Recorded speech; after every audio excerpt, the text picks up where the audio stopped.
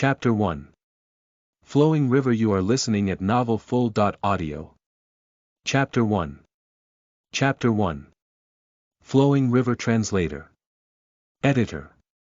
Translated by Sean Su. Edited by Sudi Owl. How should I make a living? Just like any student would, Juho was worried about his path. Middle school was a stormy time in life. Grades were not a priority for him. At the same time, he had no desire to do anything with life.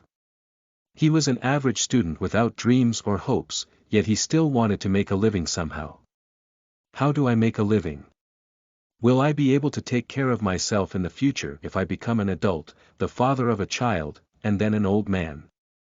Juho thought there was no hope for him. If the future and the past began with the present, the answer was already clear. Losing sleep over his fear of the future only proved that answer. The top-ranked student in his class had gotten the highest score in his class exam yet again. A rebel with his tight uniform, he secretly worked a part-time job. Everybody was doing something, and they all looked cool. Juho prayed every night before bed for the sun not to rise. After waking up, he would think about when the damn planet was going to end. Knowing that life would be a repetition of ambiguous days, he couldn't help but sigh. Then, it appeared that he would escape from such monotonous daily life. Juho, this is huge. It was a precious weekend morning, and Juho had just answered the phone that had been ringing noisily. A man was on the other end of the call. What are you talking about? Your books are selling like crazy. Your life is set now. What? Your award-winning novel is a hit. I knew it. Birds were chirping outside, and Juho's dirty scalp was itching like no other. Yet, the man on the phone was talking about the novel being a huge success. What in the world is going on? Thought Juho. Hold on. The printing factory is calling. We'll talk again soon. Beep.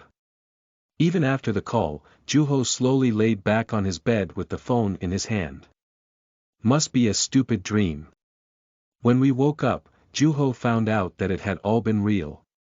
He was an average Korean student, an average student who hated school, but still wanted to have money.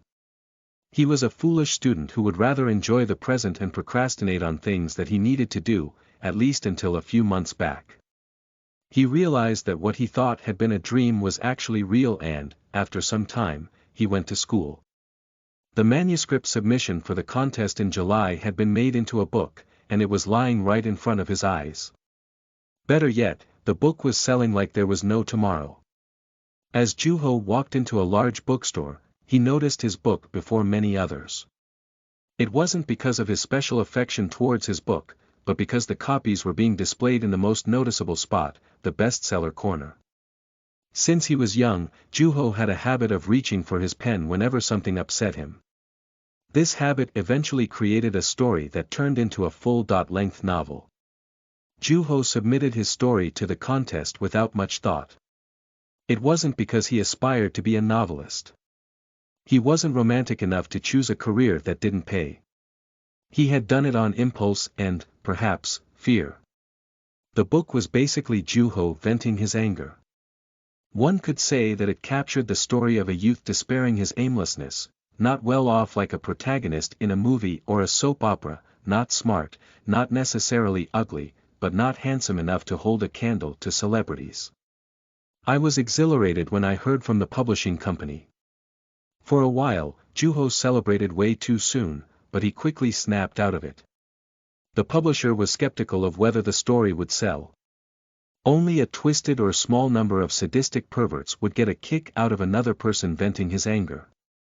So, Juho decided to find a different path with the $50,000 he had gotten for the manuscript. He decided to find something that made it easier for him to make money. But how can this be? Thought Juho. The book was to be made into a TV show, a movie, and to be translated into 7 different languages. It was selling at an incredible rate, which meant that Juho was making an incredible amount of money. You really never know what's going to happen in life, thought Juho. Who would have thought a story written by an average Joe teenager would be so popular? Juho saw people lined up at the counter to buy his book. It was an incredibly endearing sight. Life was good. Buzz. The phone was ringing in Juho's pocket. Hello. Hey, Juho. I'm calling because of an interview. It was the editor. He was also the person who had been shouting over the phone in excitement about the success. Again. Ever since he became known, Juho was being pestered by reporters almost as much as a celebrity. He felt like a star at first, but nonetheless, it was overwhelming to deal with tens of reporters in a single day. The youngest debutante in literature is a popular title in many aspects. What do you want to do? We can turn them down if you're worn out. I understand that there's been a lot of interviews as of late. There was concern in his voice, and Juho took a moment and asked, what should I do? I'm not sure. It's good to seize the opportunity at hand, but it's also good to back out when you can. That's not very helpful. All I'm saying is that you can never predict what follows after a choice. It's up to you. That was true. Who would have known that his impulse would bring him such fortune? No one would ever know other than an omnipotent God who might or might not exist somewhere. After some consideration, Juho made up his mind after seeing people walking past him unable to recognize who he was. If I make myself known and become a celebrity author, I'd be able to make more money. It's not like I'm selling another person's book. I just have to suck it up even if it's hard, thought Juho. He saw the pile of books in front of him and the people who are buying them and was overwhelmed by a strong emotion. I'll do it. Is that all right? Are you going to be okay? Yes, Juho reassured the editor as he questioned him repeatedly and walked out of the bookstore with confidence even though he fell several times looking back. Time passed, and Juho was now 40.7, 40.6 by the Western calendar. After 30 years, Juho still wasn't able to stand straight. Swinging the soju bottle in his hand, he leaned onto the handrail. On the other side of the rail was a flowing river. Good times, Juho said, bringing the bottle to his mouth. He hiccuped involuntarily and looked miserable wrapped in layers of clothes covered in holes. These people. They don't read. They read everything else but my book. As the pitch-black night sky, Juho's heart was dark. He shouldn't have agreed to that silly interview. He was 17 then, 16 by the Western calendar. It was a precious age. At that age, one became teary-eyed just from looking at a flying leaf, damn it. Juho had done many interviews. More than he could count. There were so many people who wanted to talk to him that he would have to set aside half of his day to do it. It was exhausting, and he hated it. Still, he was used to doing things he didn't want to, so he kept going. There were some benefits. People started recognizing him in the street. Broadcast stations would ask him to appear in their shows, and he became famous at his school.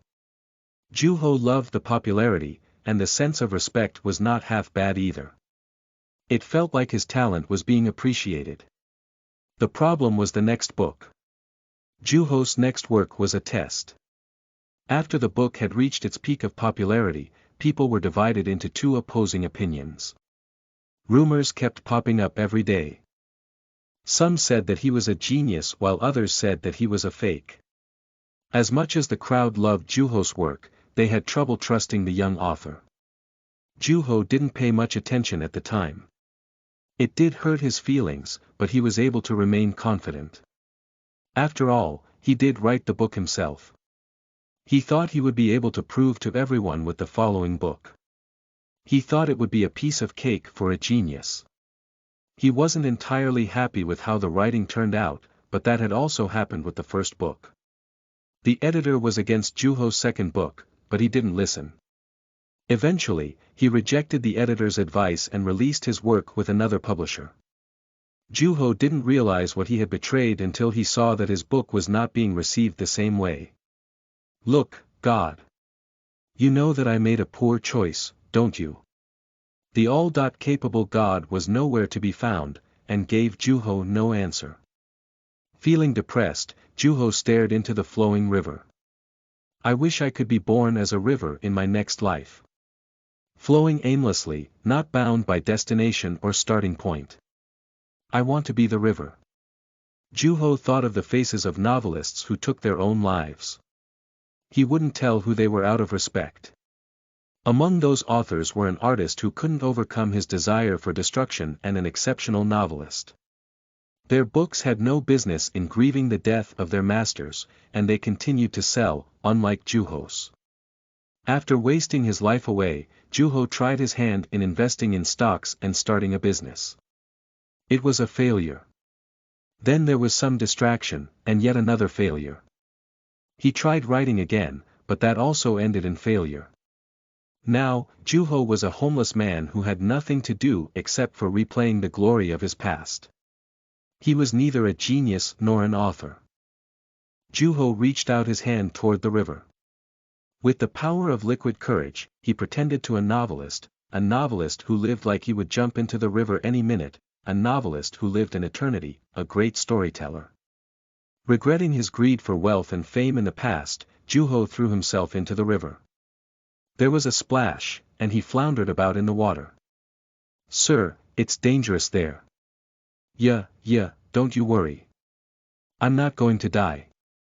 A young man who was crossing the bridge warned Juho of his risky behavior, and Juho waved his hand lazily at the man and replied, I was close to finding some inspiration, this punk is a hindrance. Who's going to die anyway? Thought Juho. He straightened himself against the guardrail, trying to warm up his ice-cold hands with his breath, and took a pen and some paper out of his pocket. He was going to write about his life as a failed genius who had hit rock bottom. It was a topic anybody would peek into at least once. Having lost his house, family and friends, the only things that stuck with him were his pen and paper. It's not going to end like this. Juho grabbed the pen. His hands were shaking from the alcohol in his body. Despite the cold, Juho started getting drowsy from the drink he had just had. Sigh. He closed his eyes for a moment. His face was already numb from being exposed to the cold, and his hands and feet were the same. Watch out. There was an urgent shout. Is it that young man again? Half asleep, Juho thought peacefully, half asleep. That moment, his body was already falling away from the rail. A scream, ice-cold wind, and the coolness in the scalp were telling him that he was falling. Is this the end? Juho thought. He opened his eyes and saw the pitch-black sky. If it weren't for the stars, he would have thought that his eyes were still closed. Yes, this isn't so bad. It's not terrible to be a novelist like this. At least in the next life.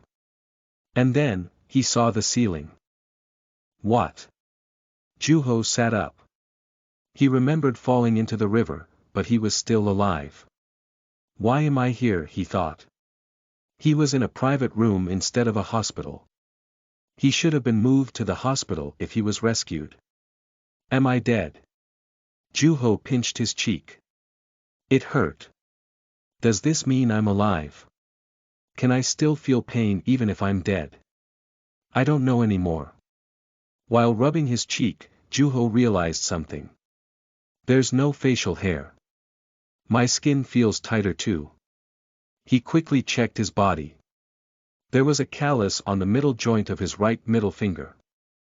Adult Juho didn't see any need to write, but his hand was still calloused. Juho got up to look into the mirror on the wall. There was face facing him, not handsome enough to compare to celebrities, but not necessarily ugly. It was a young face. Then, Juho realized who the room belonged to. It was his own. Buzz. Startled, Juho looked at his desk. There was a cell phone. It was ringing. Clueless and confused, Juho responded to his only mission and answered the phone. Hello, Juho, this is huge. It was familiar, too familiar. It was the voice Juho had been longing to hear. Mr. Editor. Mr. Editor. Call me uncle, no, bro. Anyway, you hit it big. You're set now. Are you talking about my novel? Yes. Seriously. Insanely. Birds were chirping outside, and Juho's dirty scalp was itching like no other, yet he was back in the past. As if that weren't confusing enough, this was right after Juho heard about the success. Hold on. The printing factory is calling. We'll talk again soon. With excitement in his voice, the uncle, or the bro, hung up the phone. For a moment, Juho stared into his warm cell phone. Then, he shouted, "Jackpot." Juho was back to the old days. The end. Chapter 2. Starting again, 1, you are listening at novelfull.audio. Chapter 2. Chapter 2, starting again, 1, translator. Editor. Translated by Sean Su, edited by Sudiao. Juho, come eat. Several days had passed since Juho had returned to the past. He heard his mother's voice, a voice that he had become used to by now. From the living room, Juho was able to see his mother from behind, busy in the kitchen. He walked over to the kitchen and rested his head onto his mother's shoulder. That smell, it had been a while. You haven't been yourself lately. Did you do something wrong? It's nothing like that. No. Then what is it? Tell me. Hearing his mother offering to solve his problems, Juho had to hold his tears. He had become homeless after his failed attempt at business and some stock investment as a last hurrah. Filled with shame, he had to lie every time he visited his old, retired parents living in the countryside.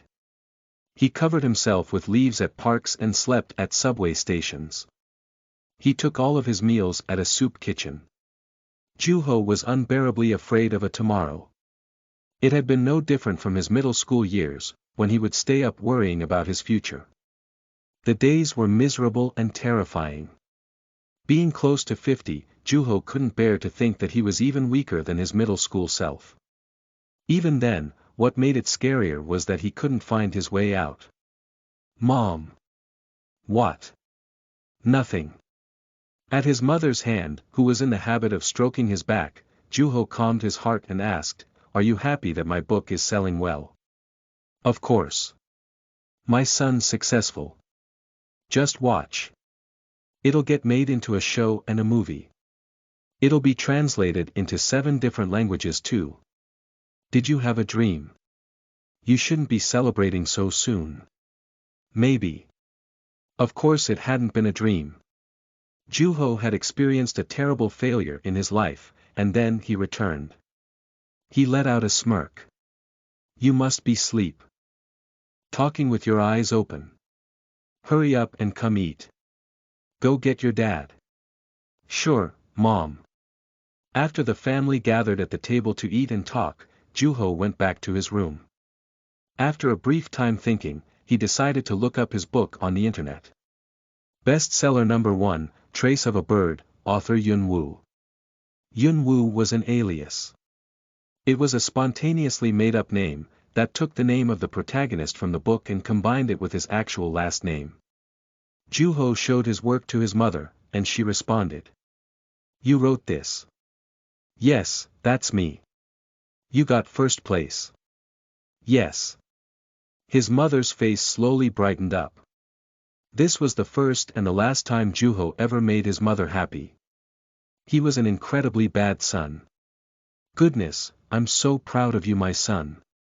I was worried what you'd become when you're stuck in your room not doing anything, but you've been doing such an amazing thing." Juho felt a slight relief from the endearing spank of his mother.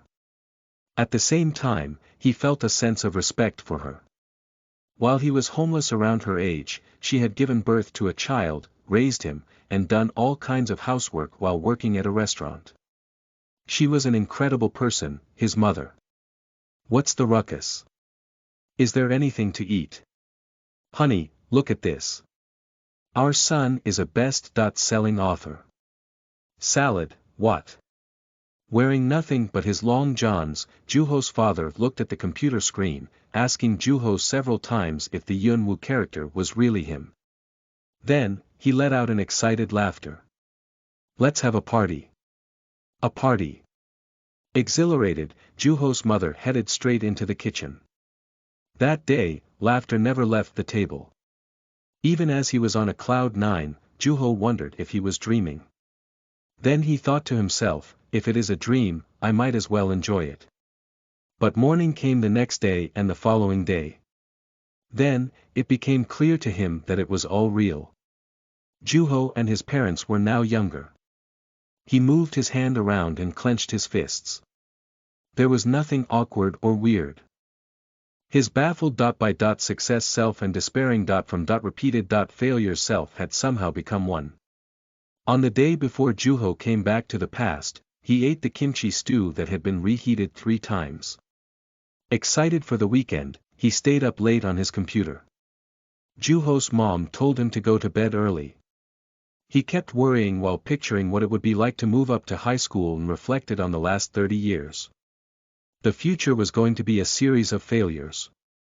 In a hurry, Juho opened his notebook. I have to write this down before I forget. He thought to himself. He wrote down all the failures to come, including all the things he regretted, lost. Anything he could remember. His hands started hurting. It felt silly to be writing so much with a computer in front of him, but there was already a pen in his hand. He wasn't in a state to be able to use the computer. Let's not repeat the mistakes from the past. Don't let this notebook become a book of prophecies. Juho wrote each and every letter with conviction. Then, he heard a whisper behind him. Honey, maybe our son really was a genius after all. He used to read backwards when he was young. Maybe we did a really good job with prenatal care. It's got to be that. I heard you can have a good-looking baby if you keep the bathroom clean, so I worked my butt off. Don't forget about me going out every night to bring you meat. Look at him. It's like he can't even hear us because he's so focused. I can hear you, Mom. Juho smiled in secret. Coming to think of it, his parents were really adorable. When he glanced at them, they cleared their throats and laughed. Have some fruit. His parents put down the plate next to the desk and closed the door on the way out to help Juho focus, and he turned his attention back to the notebook. By the time he put down the pen stuck to his sweaty hand, the day was already halfway gone. Haha. It only took half of a day to write down 30 years worth of failures. It probably would have been much faster to use a keyboard. It had been such an empty life. Juho stared into the notebook that had been filled with his history. What do I do now? He asked the all-capable God who sent him back in time. What was it that you wanted? What were you thinking when you gave me a second chance? What's his reason for leaving me in a situation like this without any explanation? Instead of an answer, Juho's hand ached. The pen had left a red mark. His hand was stuck in a writing position, and it was difficult to move it. The moment he tried, it shot with pain. There was a tingling sensation in his wrist. It was a familiar kind of pain. Anyhow, he just wanted to write. I'm leaving now. Watch out for the cars. Juho was on his way to school. The high school was not far, and it was near a mountain, which meant steep hills. The neighborhood Juho lived in was made in a mountain area. The sides of the mountain went through the alleyways between the residential areas. The upside was that the air was crisper than the lower part of town. Arriving at school, Juho went into his class. There was awkwardness in the air. It was the beginning of the semester, so it made sense. The majority of people were keeping themselves busy on their phone. Juho found his seat. It was next to the window, 3rd row from the back. He sat down and took out books to read at school.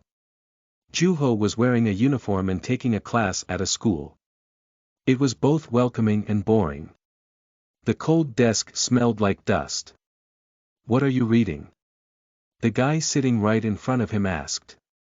His name tag read Seo Kwang Kim, and Juho handed him the book in his hand and said, "It's a classic." Seo Kwang saw the title and nodded. There weren't that many high school students who enjoyed reading. It seemed like Seo Kwang took the initiative to talk to Juho at first, but the way Seo Kwang was looking at the book was unusual. Affection. Love. He looked like a dog lover staring at a Welsh corgi's butt. He seemed like he would run up and pat on its chubby butt, and he was actually stroking the cover of the book. Ah, this was a good book. A mysterious girl crosses path with a genius musician. Their relationship makes you realize how fragile love is between a man and a woman. It's heart-aching. I can't help but give the author a tip of the hat for his beautiful prose. As I was reading, I was wishing for my other half to be out there somewhere. A harmony of romance and longing. Seo Kwang made a long exposition in one breath, blinking awkwardly. This author is known for his children's literature too. If you haven't read them, I recommend you check it out. He spoke with clear enunciation. Realizing how quiet Juho was, Seo Kwang responded, "Right, I'll let you be now. It's been a while since I ran into another book lover. It's fine. I was getting bored anyway. You must enjoy reading quite a bit. Reading is my life." It was as if Seo Kwang had been waiting all along to say that. It was very apparent how much he loved reading. A high school student who enjoyed reading. That was a rarity. He treated Juho's book with care to prevent damaging it. Seo Kwang gave Juho the book back and pulled out the book that he had brought himself. Recognizing the cover, Juho read it out loud instinctively. Trace of a bird. There was a bird in a white background. Another person was holding the very book written by Juho himself. It had been a while since Juho had seen it. Life kept on spiraling downward like the trace of a bird. It would not stop. Juho even felt like the book snatched away his wings. It couldn't have been true, of course. He stared at the book, and asked Seo Kwang, who was anxiously waiting, a question: was it any good? It was a heavily paraphrased question. Seo Kwang let out an exaggerated sigh. He put his hands on his face, and shook his head. Good alone can't dare to describe this book. Then. I'm blessed for sure. I can't believe I get to read such a masterpiece in its original language instead of a translated copy. It's about time Korea had its own, world-renowned author. Let's not get too excited. It was an over-the-top compliment. Seo Kwang didn't mind one bit that he was the only person talking in the classroom. It was truly a passionate speech. How could you be so lukewarm? You haven't read it, haven't you? You won't be the same after you read it. How can I not be excited? This is a masterpiece. This book is truly a masterpiece. Okay, I get it. Juho nodded, but Seo Kwang kept on. He must have been the kind who jumps in recklessly when it came to his passion. They might appear to be calm most of the time, but as soon as they heard anything relating to their passions, they turned into a bard giving an epic speech.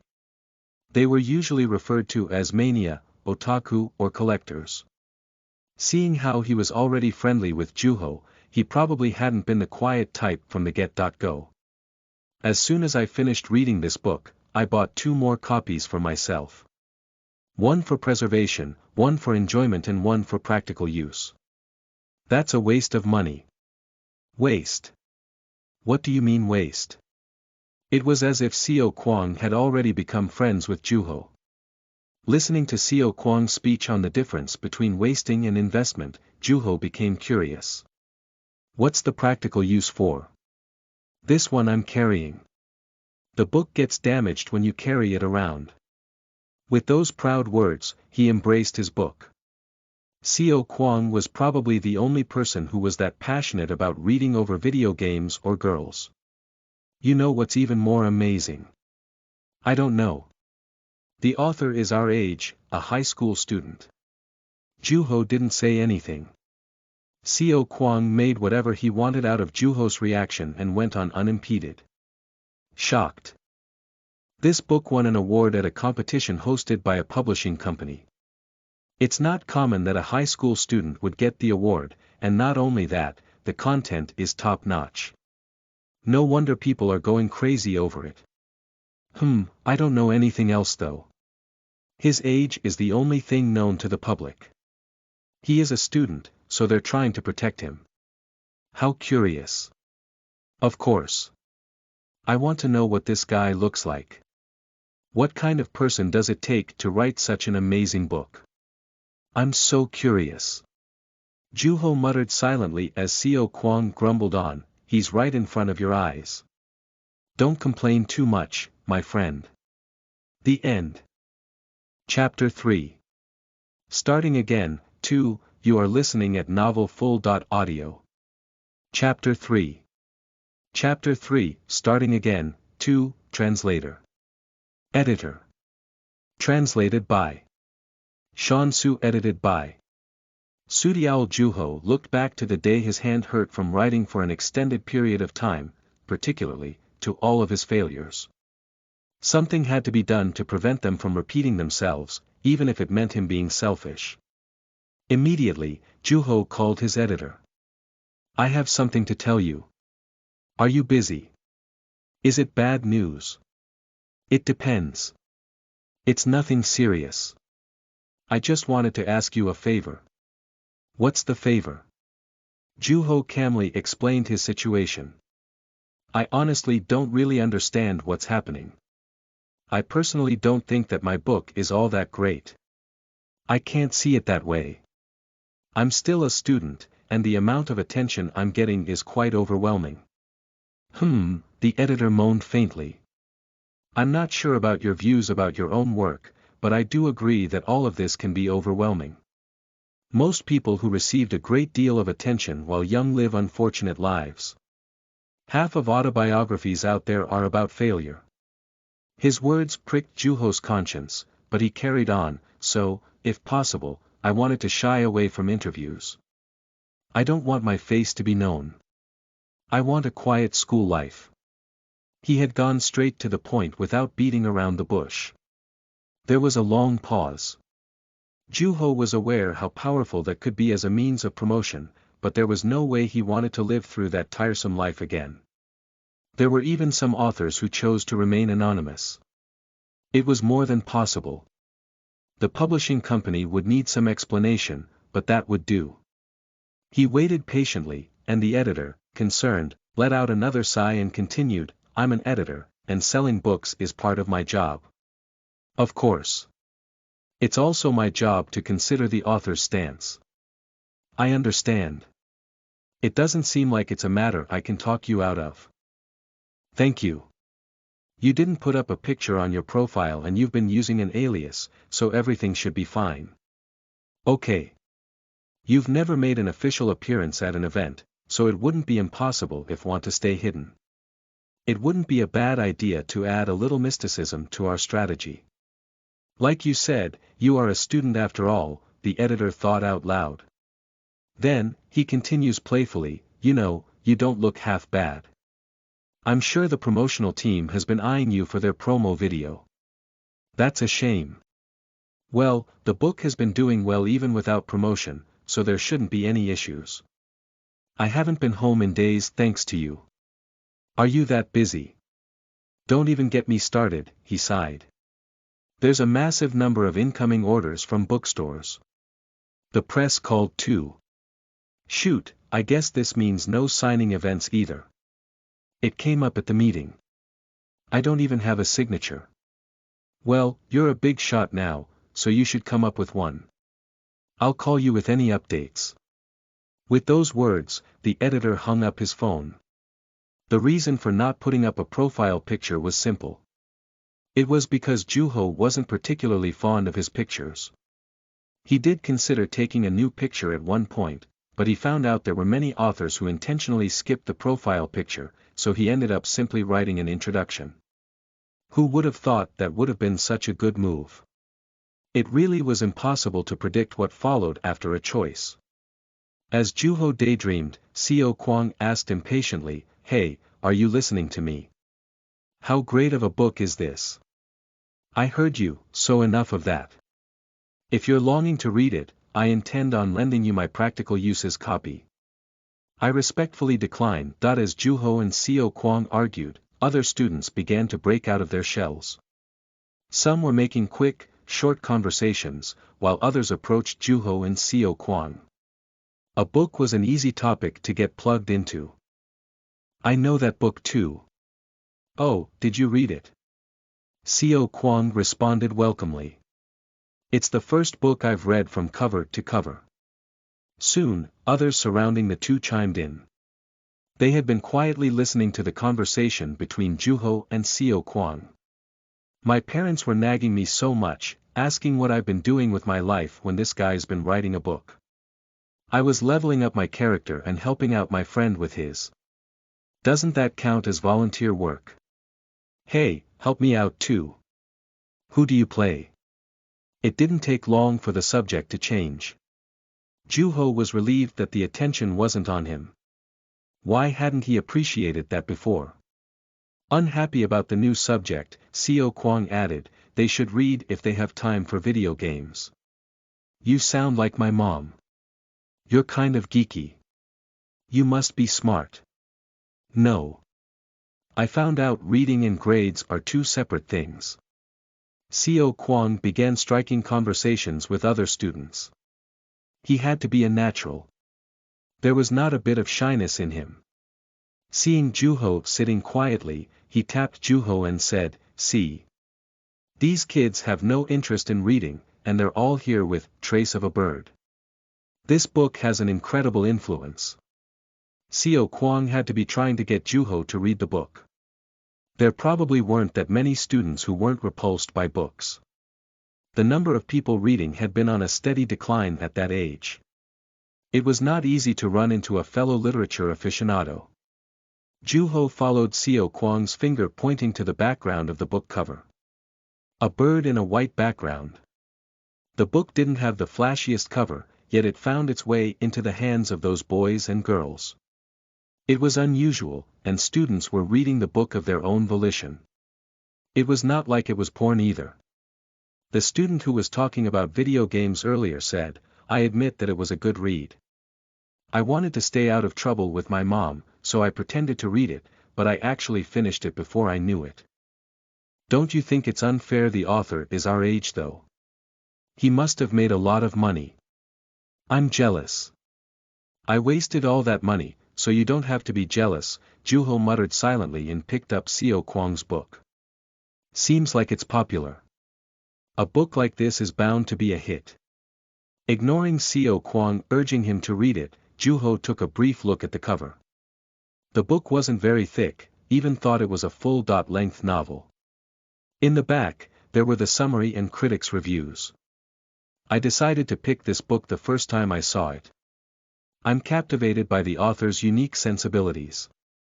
Reading his book is a once-in-eternity adventure. Got me once with his seasoned writing, and then again with his age. They were all embarrassing. Those same critiques came back to haunt Juho 2 years later. I'm getting curious. Who could this high school student be? Hope it's a she. A person who writes like this has to be pretty. Pretty sure she has a good heart too. A girl. Juho struggled to hold back his laughter hearing what the other students were talking about. It was refreshing. That moment, Seo Kwang raised his hand to stop the conversation. That would be nice, but it's still early to jump to conclusions. There were some touches of masculinity in places. That makes sense. It was written from the perspective of a first-person male protagonist. Juho agreed half-heartedly and expressed approval to their reasoning. The surrounding became livelier than before. He was satisfied with the new environment, he reminisced about his school life. It had been flashy. Everybody had wanted to talk to him, his classmates, students from another class, even the teachers. He had even been called by the half-bath prince as a random moniker of encouragement. Within a few days, there had been a banner at the front gate. Juho had enjoyed his chaotic, daily life. Of course, it had all been gone in a flash, and it hadn't been long before people changed. It had been his fault for being rash. "The teacher's here," a student shouted. The bell was already ringing. Everyone placed their new textbooks on the desk. The classroom was filled with tension for meeting the new teacher. They were silent, as if nobody had been talking the entire time. The teacher walked in through the front door, and all eyes were on him. He appeared to be in his mid-30s. Sigh. Sigh. It was their first official meeting, and the teacher is sighing as if he was already sick of it all. Juho felt slightly upset. Had there ever been a teacher like that? He tried to retrace his memory, but there weren't many he could remember clearly. The teacher half-heartedly reached for a chair and placed it in front of the podium. "My name is Song Hak Moon, and I'm going to be teaching you literature. Call me Mr. Moon." The kids were silent. As if he knew they would be, Mr. Moon continued, "It's the first day, so we'll be doing independent study. I, as a literature teacher, will be spending this time reading. You may all do as you wish, as long as it doesn't bother anyone." Mr. Moon sat on the chair and opened a book. It was a famous detective novel. Juho was acquainted with the book. The students were thrown off by the sudden freedom, but soon celebrated the fact that there was no class. Juho looked at Mr. Moon. There were wrinkles on his forehead. He was completely immersed in his book, even within such a short time. He had a very serious look as he turned the pages. Without moving a muscle, he kept on reading. Juho took his eyes off from Mr. Moon and took out his study guide. He had bought it to celebrate being a student again. It had already been a few days since they purchased it, but the progress had been slow. He smiled weakly. Studying was still just as undesirable as ever, even after having traveled back in time. "May I go to the restroom?" a student asked cautiously. Once combined with school, the restroom transformed into a word that caused conflict between teachers and students. While there were teachers who let their student go to the restroom during class, there were also teachers who did not. Teachers who were particularly strict would become angry or incredibly offended. Not wanting to be a target for such a teacher, the student who brought up the word restroom kept a watchful eye to the teacher's reaction.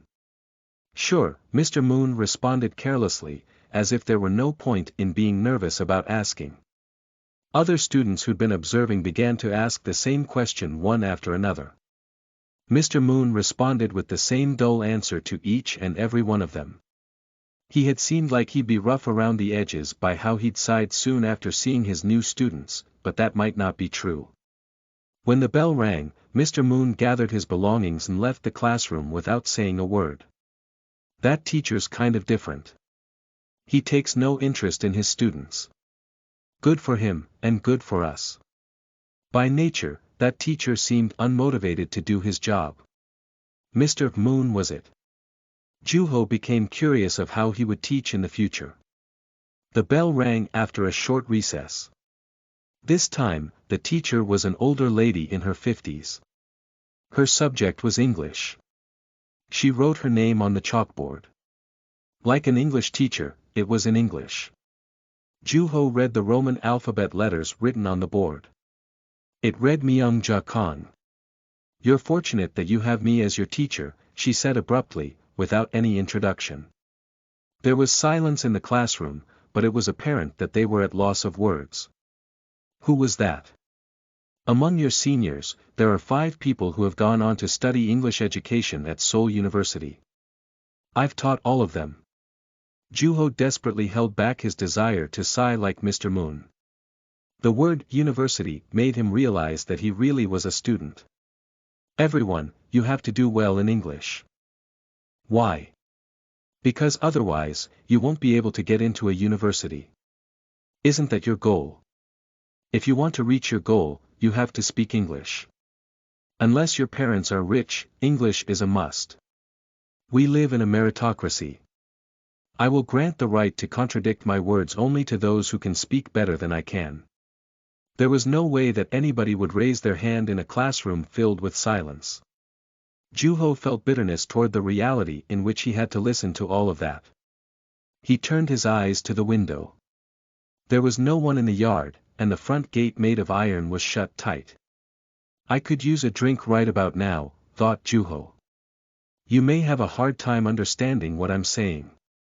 You may want to say that university isn't everything there is to life and that there are many other paths.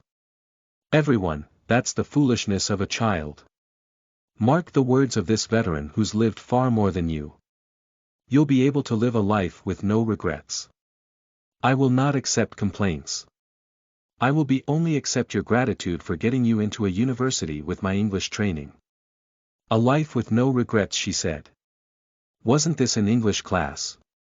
Those are some lofty words. Juho thought. He looked around. There were a lot of hardened faces. Some were terrified. This was a time when things like university or society appeared monstrous, and Juho felt sorry for them. My class will be based on SAT materials. When I point to you, I expect you to stand up and give a clear answer. If you're unable to answer or act immaturely, I will deduct points. Immature, that meant a fruit was not ripe yet. What sense does it make to deduct points for being immature when she's already called her students young? This teacher is going to be trouble. Juho couldn't resist his desire to sigh that time. The end. Chapter 4. Everybody makes mistakes. You are listening at novelfull.audio. Chapter 4. Chapter 4, Everybody Makes Mistakes. Translator. Editor. Translated by Sean Su. Edited by Sudiowl, Number 1. Please read the text until I say stop. The girl at the frontmost seat rose from her seat. With hesitation, she stumbled through the words in English. Her voice was unstable. It was clear that she was nervous. It wasn't long before that shaky voice came to an abrupt stop. There was a word she didn't know how to read, and soon, the classroom became completely silent. I'm not sure how to pronounce this, the girl said timidly. Right. Which middle school did you go to? Mrs. Kong didn't actually say anything to talk down the girl's middle school English teacher. Her attitude spoke louder than her words. Number 1 was flushing from embarrassment, while the other students looked at each wondering if that was okay. Juho was occupied by reading the text. It was strange. Juho was able to read English fluently. He rubbed his eyes forcefully. Even when things were still blurry, Juho was able to read them. It felt natural. What is going on, he thought to himself. The text was about environment-friendly consumption. It would have been impossible to understand even after 16 years of education, 6 years of elementary, 6 years of middle and high schools, and 4 years of college. How was it that Juho was able to understand English as if it were his native language? The second he started reading in English, there was a strange click in Juho's head. It sounded like a button being pressed. The only explanation for all of that was the miracle of traveling to the past. Did somebody plant a language learning device in my brain while I was time traveling, thought Juho. In midst of the confusion, Juho heard Mrs. Kang's edgy words. Every sentence was a command. Is this the kind of tone she's going to be teaching with? Her attitude was saying that the teacher was above her students. She was basically teaching them that people weren't equal. Juho tried reading another sentence. He was able to translate it without problems and was able to understand everything. He focused on that unfamiliar sensation. It felt like a part of his brain had been mashed in. Some active device was telling Juho the rules and meanings of a language. It all felt as natural as smelling. Recently, I've researched various, convenient methods for wise consumption. Because of the device, Juho recognized the mistake in Mrs. Kang's translation. Number 1 was still in a same position. That teacher was enough of a bad influence to those children as it was, and Juho couldn't let her make a mistake. He quietly raised his hand, and his eyes met Mrs. Kang's. She stopped her translation and pointed at Juho with her chin. There was an annoyance in her gesture. Is there a problem? This better be good, was the unspoken pressure. Juho paid no attention to Mrs. Kang's judgment and responded calmly. You've mistranslated. Mrs. Kang kept a still face and started looking into the text. The students were silent, but not because it was the first day of school. There was a faint excitement in midst of that anxiety. If what Juho had said was true, then it would mean that Mrs. Kang had made a mistake. The very teacher who had just given them a lofty speech about meritocracy, that teacher, who wanted to wield power over her students, had left an opening. Her fangs were itching behind her closed lips. Fangs that were small, yet rigid.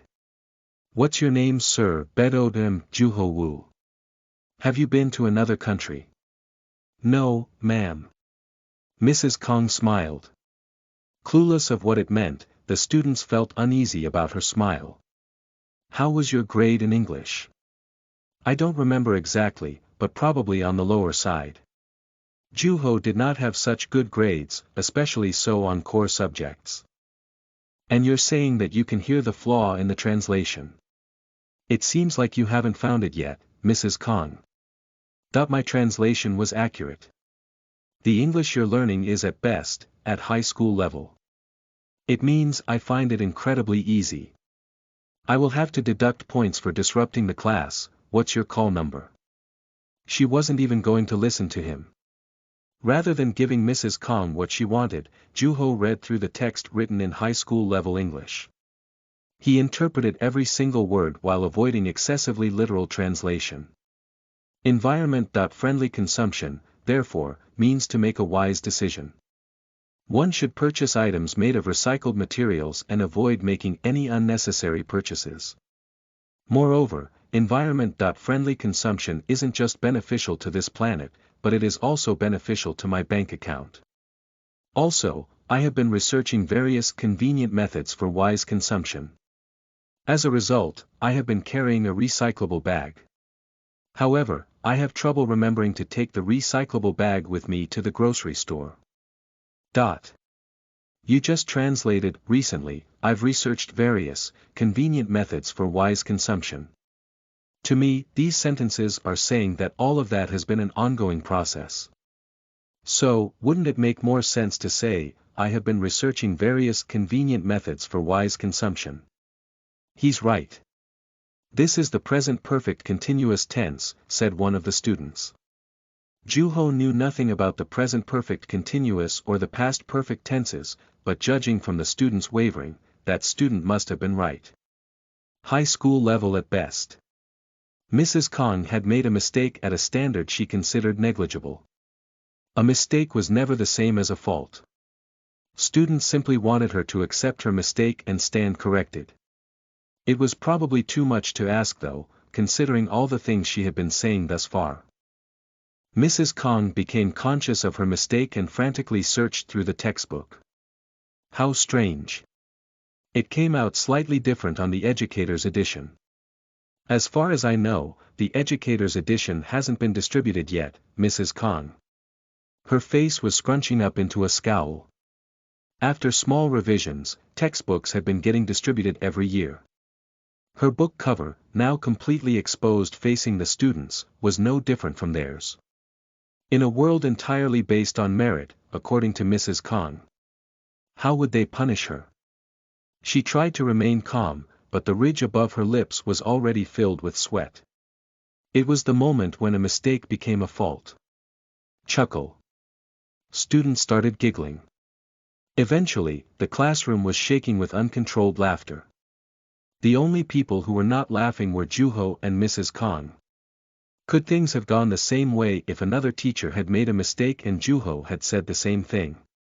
No. The students knew it. Teachers were human too, which meant they were just as susceptible to mistakes. These kids had to have understood it by now, but the students taught by Mrs. Kang were different. Juho sat down. He hoped that Mrs. Kong would stop ridiculing others by bringing up things like English or university. If the value of a person was based on such things, the world would be a miserable place to live in. Juho had no intention of turning the world he was living in into a tiresome place. Mrs. Kong, the English teacher, rushed out of the classroom. After she left, Seo Kwang quickly turned to Juho. Psycho. That was unexpected. Is your heart made of iron? What were you thinking opening up your mouth at a time like that? Oh, and you didn't stop there. You went the extra mile and really let her have it. You're insane. You're incredible. Though Seo Kwang's words were quite misleading, Juho shrugged his shoulder and answered, I let her have it. I only spoke up to address her misunderstanding. Juho smiled and slowly drew away from the conversation. Seo Kwang immediately caught on to what Juho was really saying. Aha! So, you're saying Mrs. Kong is the one who actually made things awkward. You were just acting normal. Juho didn't talk back to her or complain about her one-sided statements. He merely corrected her mistake. It was Mrs. Kong herself who had turned the situation into what it was. Seo Kwang squinted at Juho. He felt that all the reading he had done up to that point had been helpful in a situation like that. There was something dangerous about Juho in the way he played coy when getting to know a person. Next to his peers, there was something quite different about him, and Seo Kwang came to like it. Let's be friends. That's random. Though he answered light-heartedly, Juho had to read every single book recommended by Seo Kwang. The classroom was rowdy. The students had completely adjusted to their new school now. There were cliques, which meant people started talking to each other. However, that wasn't the only explanation for the rowdy classroom. It was time for the so-called club invitation season. The upperclassmen came into the first year's classrooms to introduce their clubs. Next to the chalkboard were the flyers for all the different clubs, and the kids would wonder about which club to choose during recess. There were upperclassmen before Juho, promoting their club with a hand-made sign, 3 girls and 3 boys from the volunteering club. He wondered if it was really necessary to have that many people promoting a club. The only person doing the talking was the girl in the middle. The strength of our club is that we really fill up the student record. You all know that you should take care of that on your first year, right? You'll have less and less time as you go up. There's no time for volunteering work, but the teachers are making a fuss about writing whatever helpful thing you can think of on your applications. That is when you'll think of this club. This is a testimony. While your friends are struggling, you could indulge in the pleasure of burning through your applications. The girl went on with her excited speech. The kids were quietly listening to the upperclassmen. Realizing that there was an awkwardness in the air, she quickly wrapped up her speech. The club members who were standing next to her hadn't said a single word until the very end. Anyhow, if you're interested, come find me in classroom 2.3. Next was the music club. Unlike its name, the reality was that they only sang a few songs at the school festival. A male upperclassman came out to promote it with a picket. If you enjoy music on a regular basis, are interested in music or are in love with music, this is the club for you. There is a brief interview, but don't be intimidated. You can still be part of our club even if you're not a good singer or a dancer. It's okay if you know nothing about music. We can learn together. Our basic activity is to enjoy and appreciate. Next, came the Cultural Exploration Club. Their activities were mainly outdoors. Perhaps that explained the unusual fashion sense of its members. The upperclassmen who came into the classroom to promote the club were all dressed in extraordinary clothing. It was as if they would be leaving for a jungle exploration at any minute. That guy in the khaki hat, he's my style. Seo Kwang whispered jokingly to Juho. As if in response, that upperclassman spoke with a loud voice, wherever there's culture, the Cultural Exploration Club is there. As close as the park nearby or as far as a folk village. We go wherever our members desire. Come join our club. Then, he took a deep breath and asked for everyone's attention. Apparently the most important thing was left to the end. Our homeroom teacher treats to some food often. At that, a few excited students came forth. It didn't sound all that interesting, but it had definitely been the most energetic club so far. With Cultural Exploration Club as the last, the club promotion came to an end. Which club are you planning on joining? Asked Xiao Kwang. After the promotion, there were even more kids looking at the flyers. Xiao Kwang and Juho were far from the crowd. They were skimming through the flyers to see the different clubs that were around. I don't know. I'm thinking about joining the book club, but it kind of bothers me that they have the Chinese teacher as their homeroom teacher. Ah. You mean the one who teaches the second years? He's always in modernized traditional garments. That teacher really gave off an intimidating impression with his deep wrinkled brows. Xiao Kwang stepped forward and started looking for a literature club. According to him, he had been in a literature debate club for all 3 years in middle school. Juho decided to look around by himself. Then, he saw the title, Documentary Appreciation Club, the club he used to be part of. They sat still and watched documentaries of their teachers' choosing. That was the entirety of that club's activity, but Juho was quite fond of it. Should I go back to watching documentaries, or should I try something new? Juho pondered. The end. Chapter 5.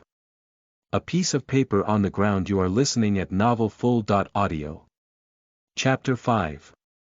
Chapter 5, A Piece of Paper on the Ground. Translator. Editor. Translated by Sean Su. Edited by Sudiao. Sensing something under his feet, Juho looked down. There was a piece of paper on the ground. It was not at all in a good shape. There were already multiple footprints on it. After brushing off some dust, Juho was able to get a sense for why that paper was so unpopular. Literature club. It seemed boring even at a glimpse. Aside from Juho and Xiao Kwang, most people would move on without even bothering to look into it. It seemed to have reached Juho after getting kicked around. He read the details of the club on the paper. Homeroom teacher. Song Hak Moon. It was that teacher who sighed before even giving a proper introduction. Are you interested in the literature club? Xiao Kwang made his way through the crowd and asked. It didn't sound half bad. You want to join together then? If you say yes, I'll give up the book club. You're giving the book club up because of the teacher.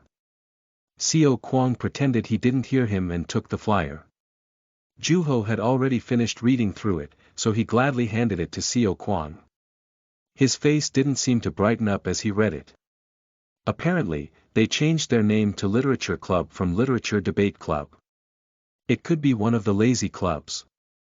Lazy clubs were clubs whose primary activity was made of independent study. Clubs like Film Appreciation or the English Newspaper Club existed just in name. The reality was that they spent their time in self-study. Even their homeroom teachers hardly showed up. Kids who were part of those clubs were either working on their study guides or taking naps. Well, that ain't so bad. Maybe you're right. Then again, you could take that time to read a book. Juho had had a similar thought. If it was self-study time, he could use the time to write. Of course, Juho and Xiao Kwang would be the only people who would be reading or writing among other students. Okay. Do we go with this one then? Let's do it. Just like that, the two decided on a club without much trouble, even though there was no way to know how many members there were in that club. Determined, they carried on without hesitation. They filled out their applications and headed straight to the staff room. Mr. Moon's desk was visible right as they walked into the staff room. Unlike other teachers who were dealing with waves of students, he was lost in his book all alone. Mr. Moon, here's our club application. Well. Mr. Moon looked away from his book to look at Juho and Xiao Kwang. With a mysterious exclamation, he took the applications from them. He scanned for their names and slid them between the pages of his book.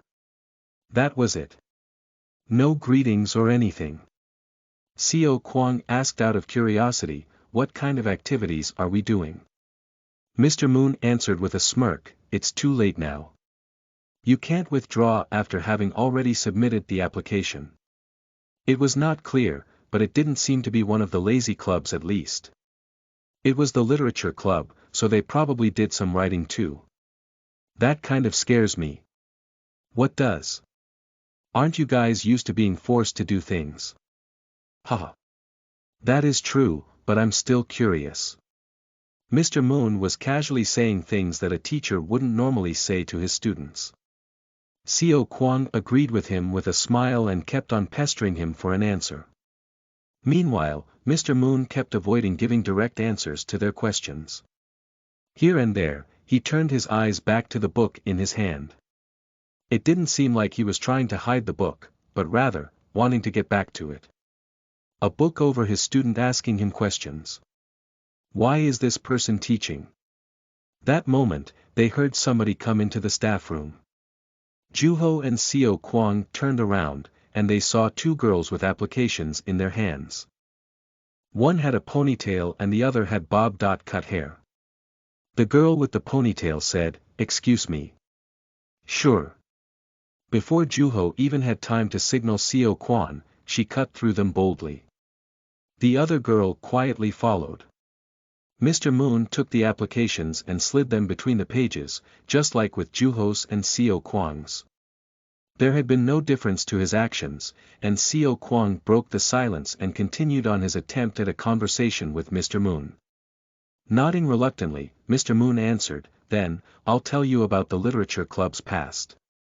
There's a saying that you can see the future if you know the history. The literature club has a past. It wasn't just a new name. If the name was the only concern, wouldn't the other name be more sophisticated? Literature Debate Club, why bother changing it?" That was true. The two girls were still around as if they were curious. Mr. Moon continued to talk about the literature club and emphasized its deep tradition. He seemed livelier than ever. Considering the tradition, it doesn't have much presence. Mr. Moon agreed with Juho, "You're right. It lacks presence. That's why it disappeared, but I brought it back." Aha! It seemed like the literature club took the place of the literature debate club in the process of its revival. "It still needs presence," the girl with a ponytail said. Mr. Moon slowly raised a book. It was the same book he was sliding the applications into, and the applications fluttered between the white pages. But we're living in another time. There's been a second wind in the world of literature because of this book. The book was titled, Trace of a Bird. Juho's eyes followed the book waving from side to side, and Mr. Moon continued, "Everyone's talking about the birth of a teenage best-selling author. So, the literature club simply rode that wave and made a comeback." Juho remembered seeing the news that an increasing number of parents were sending their children to private institutions after school for composition writing. Now that he thought about it, it had made sense for him to be arrogant seeing how the book had been such a big deal. Because the bell rang and the topic wasn't exactly welcoming, Juho and Xiao Kuang made their way back to class. The two headed to the science room. It was the meeting room for the literature club. Located in the corner of the third floor, the science room was often at the center of ghost stories because of its location and purpose. They were stereotypical school stories, kind of like the mannequin coming to life at midnight. They'd be laughable even for kindergartners. Juho and Xiao Kuang went into the science room, which was far apart from other classrooms. There were two other people who had already arrived. "Hey, there." The girl in ponytail took the initiative, and then the girl with the bob cut followed. Juho and Xiao Kuang exchanged greetings with them as they walked into the room. It was their second meeting. The four sat facing each other in pairs with a long desk in between. The girls with short hair sat across from Juho, and it was very apparent that she was feeling awkward. Are you two in the same class? Xiao Kuang asked. Yeah, you guys must be too, seeing as how you're walking in together, right? The girl in ponytail answered, and he introduced himself. I'm Sun Hua-an, and this is Bong Yoon, the girl in ponytail said. Juho introduced himself in response. Then, there was the awkward silence that came after exchanging names, and Xiao Kuang started talking to break the ice. What brings you two to the club? We like books. There was a big smile on Xiao Kuang's face. He was about to walk up to them to put his arms around and shout, friends, but he soon returned to his seat after hearing what Sun Hua had to add. Comics. Comics. That was a different genre. Xiao Kuang was obsessed with print. It wasn't that he didn't read comics at all, but his preference had always been to have words finely printed onto white sheets of paper. While he was in disappointment, Juho asked Sun Hua, wasn't there a comic/cartoon research club? That's one of the lazy clubs. I refuse to be part of a club that's got nothing to offer other than its name. How dare they desecrate comics? They're not just words, you know. Juho was impressed by Sun Hua's passion as she scrunched up her face in annoyance. She was a girl full of pride toward comics. What about your friend there? Bom was it? Do you like comics too? Xiao Kuang asked Bom in case she was any different, but unlike his expectations, she nodded her head in affirmation. Every time she moved her head, her hair played on her cheeks. Sun Hua recommended them to me. I've been enjoying them. Well, what if you try getting into actual books? I can give you recommendations if you want. No, sure. At her vague answer, Xiao Kuang asked Juho with his eyes, is that a yes or a no? I don't know either, Juho responded.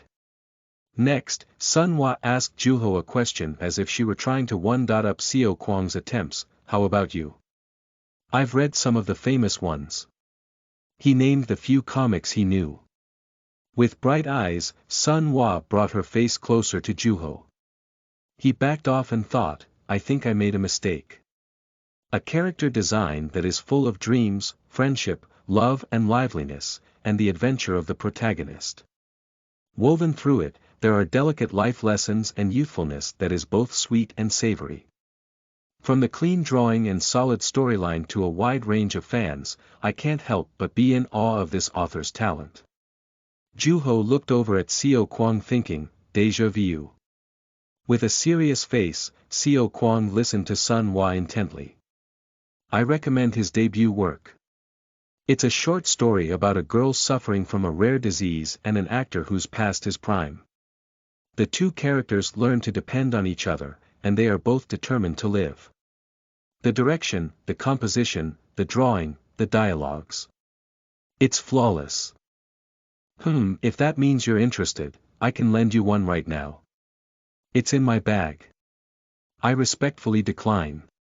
Fine. Sun Hua clicked her tongue as Juho turned her down. Xiao Kuang came between them and added, yeah. He's supposed to be reading the books I recommended first. I don't remember agreeing to that.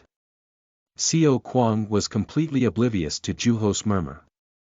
He took out a book from his bag and put it in front of Sun Hua. All right. I'm sure you've heard of this book. You're a spy if you haven't. Oh, yeah. Yeah, I recognize it, Sun Hua and Bom responded simultaneously. It was impossible not to know about that book. It was the very book the press had been talking about non-stop. Mr. Moon had brought it up at one point too, The Birth of a Genius Author, Trace of a Bird. It was a critically acclaimed work. I haven't read it yet. At that, Xiao Kuang's eyes lit up, and he began to tell them the synopsis. It was a story about a boy who was afraid of birds. If you just say that you're interested, I can take it out of my bag right now and lend it to you. Not interested, Sun Hua declined sharply. I'm for the minorities. I'm a person who would rather swim against the current. Even if I get around to reading it, I'll get to it once the hype dies down. What? You're a stubborn one, aren't you? What did you just say? From then on, Seo Kwang and Sun Wha got busy bickering with each other. Bom tried to stop them from fighting, but it was useless. Juho left the two bickering and looked around the room. There were various experiment tools in storage.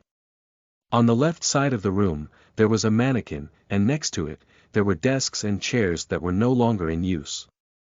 The room might be called a science room, but it was obvious that it was being used as storage space. Every time Juho breathed in, there was faint scent of rubbing alcohol. Whoosh! At the sound of the door, the four turned their heads at the same time. A guest was standing by the door. Bulky, long-limbed, short hair, thick lips, teeth that were exceptionally white and dark-skinned. Is he black? Someone whispered. The end. Chapter 6. The Basics. You are listening at novelfull.audio. Chapter 6. Chapter 6, The Basics Translator. Editor. Translated by Sean Su. Edited by Sudiao. The black boy strode into the room. From the color of his name tag, it was apparent that he was a second year. While everyone else was giving the upperclassman a blank stare, Juho remembered who he was. Coming to think of it, there had been a black student in his high school. They had never talked, but Juho remembered his looks and his brusque impression. Hello, Juho said in midst of the silence. As he found his seat, the upperclassman looked at him. The rings around his eyes were paler. Hey! You must be part of the literature club too. I wouldn't be here otherwise. I'm Juho Woo. Nice to meet you. It was a strange sight. He spoke fluent Korean, contrary to his looks. At Juho's greeting, the rest snapped out of it and greeted the new guest. Baron Kim. Second year. You don't have to be so tense. Baron looked stern. It was very unusual to be around a black upperclassman in Korea. The others were feeling like they were walking on eggshells, all except for Juho. Would you mind if I call you Baron? If you want. Encouraged by Juho's boldness, Seo Kwang began to ask Baron questions, indirectly. Of course, you and I have the same last name. My father is Korean. I was born here. Baron didn't seem to be bothered, but he didn't seem friendly either. The silence returned. As if he were used to it, Baron took out a book from his bag. It was the literature club after all. The members seemed to possess some level of interest in books. Juho looked intently at the book in Baron's hand. Seeing how fidgety Seo Kwang was getting, it was getting obvious what book it was. Baron's hand was clearly visible wrapped around the white book cover. Whoosh! It was Mr. Moon, and that was the signal that the silence had come to an end. Mr. Moon. Yeah. It's me. Although the students welcomed him, Mr. Moon remained calm. Everyone's here. Is there only 5 of us in the club? Makes roll call that much easier. Had there been no promotion, or was that one of the lazy clubs? How many high school students liked books? There were only 5 people in that school who would join a literature club, including Juho. Mr. Moon put down the pile of books in his hand and sat across from Baron. Then, he put everything he brought onto the table. At a glance, it was apparent what they were. I'm Song Hak Moon, the homeroom teacher for the literature club. Let's have some fun. Fun. He seemed oddly excited. His attitude was different from the one he showed in class. It hadn't been that long since Juho met him, but at the moment, he was livelier than ever. You seem much happier than you are in class, said Seo Kwang. Juho wasn't the only person who thought Mr. Moon was different from the usual. Everyone looked at him, wondering what he was so excited about. Mr. Moon spoke with a big smile. It was an innocent smile that you wouldn't normally see in a teacher, of course. Teaching you guys is less fun than counting grains of sand in a desert. You don't know the misery I go through every Sunday night, do you? dreading coming here. Of course they wouldn't. He was the first teacher who had said such a thing so confidently. How did one react in that situation? Mr. Moon's face was too vivid to move on with silly jokes. Xiao Kuang had a big smile on his face. It was sort of unexpected, but once he realized that the teacher was no different from him, he was able to identify with Mr. Moon. Haha. Xiao Kuang laughed out loud now. If I want to make a living, I have to be here. Life is too short to be living with such pain, but that doesn't make teaching any more fun. That's why I looked around the school to find something fun. And that was the literature club, asked Juho. This was one strange teacher. A compilation, to be exact. I found it at the school library. The books he had brought were compilations. How curious, Juho didn't know that he could find things like that at the school library. This is the tradition of the literature club. All of the succeeding compilations are being kept at the school library. 30.4 volumes in total. What we're going to be working on is the 30.5th compilation. We're making a compilation. Sun Hua asked. The compilation books had varying titles and thickness. The content was probably different as well. It looked technical and difficult. It's not all that hard. You're only compiling the process. So, are we writing something for the compilation? Xiao Kuang asked, expecting it to be the club's primary activity, but Mr. Moon cringed. You're not writing to put it into something. That's not fun. Then, what is it? You can't get the order mixed up. Compilations aren't about the objective. They're about the process. You're leaving a trace behind. I'm not sure I understand, Xiao Kuang answered after raising his hand. After some more thought, Mr. Moon started again, then, forget it. Pardon. It made no sense. You don't have to understand. Anyhow, we, as a literature club, will be doing activities that fit the club's name. That should be enough. He definitely had no talent for teaching. This had been what Mr. Moon had been wanting to say all along, the compilation will complete itself as we write along. In other words, the compilation is memory. Then, what's an activity that fits the name of our club? Writing, of course. By the way, make sure you bring your pens and notebooks from now on. Yes, sir. Everyone replied ambiguously. The question stopped once they realized that there wasn't going to be a decent answer no matter how substantial the questions were. Mr. Moon seemed to be comforted by the fact that there were no more questions being asked. It was getting tiresome to think about whether or not a teacher could behave in such a way. Besides, a teacher like Mr. Moon wasn't that bad, surprisingly. As Mr. Moon was about to wrap up his orientation, he randomly pointed at Baron. I almost forgot.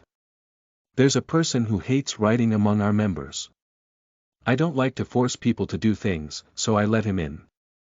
I won't leave him to be lazy, so don't complain too much. Speaking of which, is there anybody else in this group who hates writing? Does anybody have the guts to say that after joining a literature club? Is there anyone who's twisted on the inside? Now would be the time to speak up. I'll be glad to let you have the floor. Despite the message, his tone was pleasant. Thanks to Mr. Moon, the situation was delayed.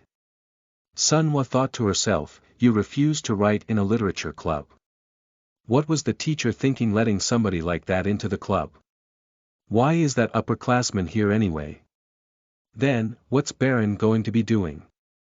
Juho asked Mr. Moon.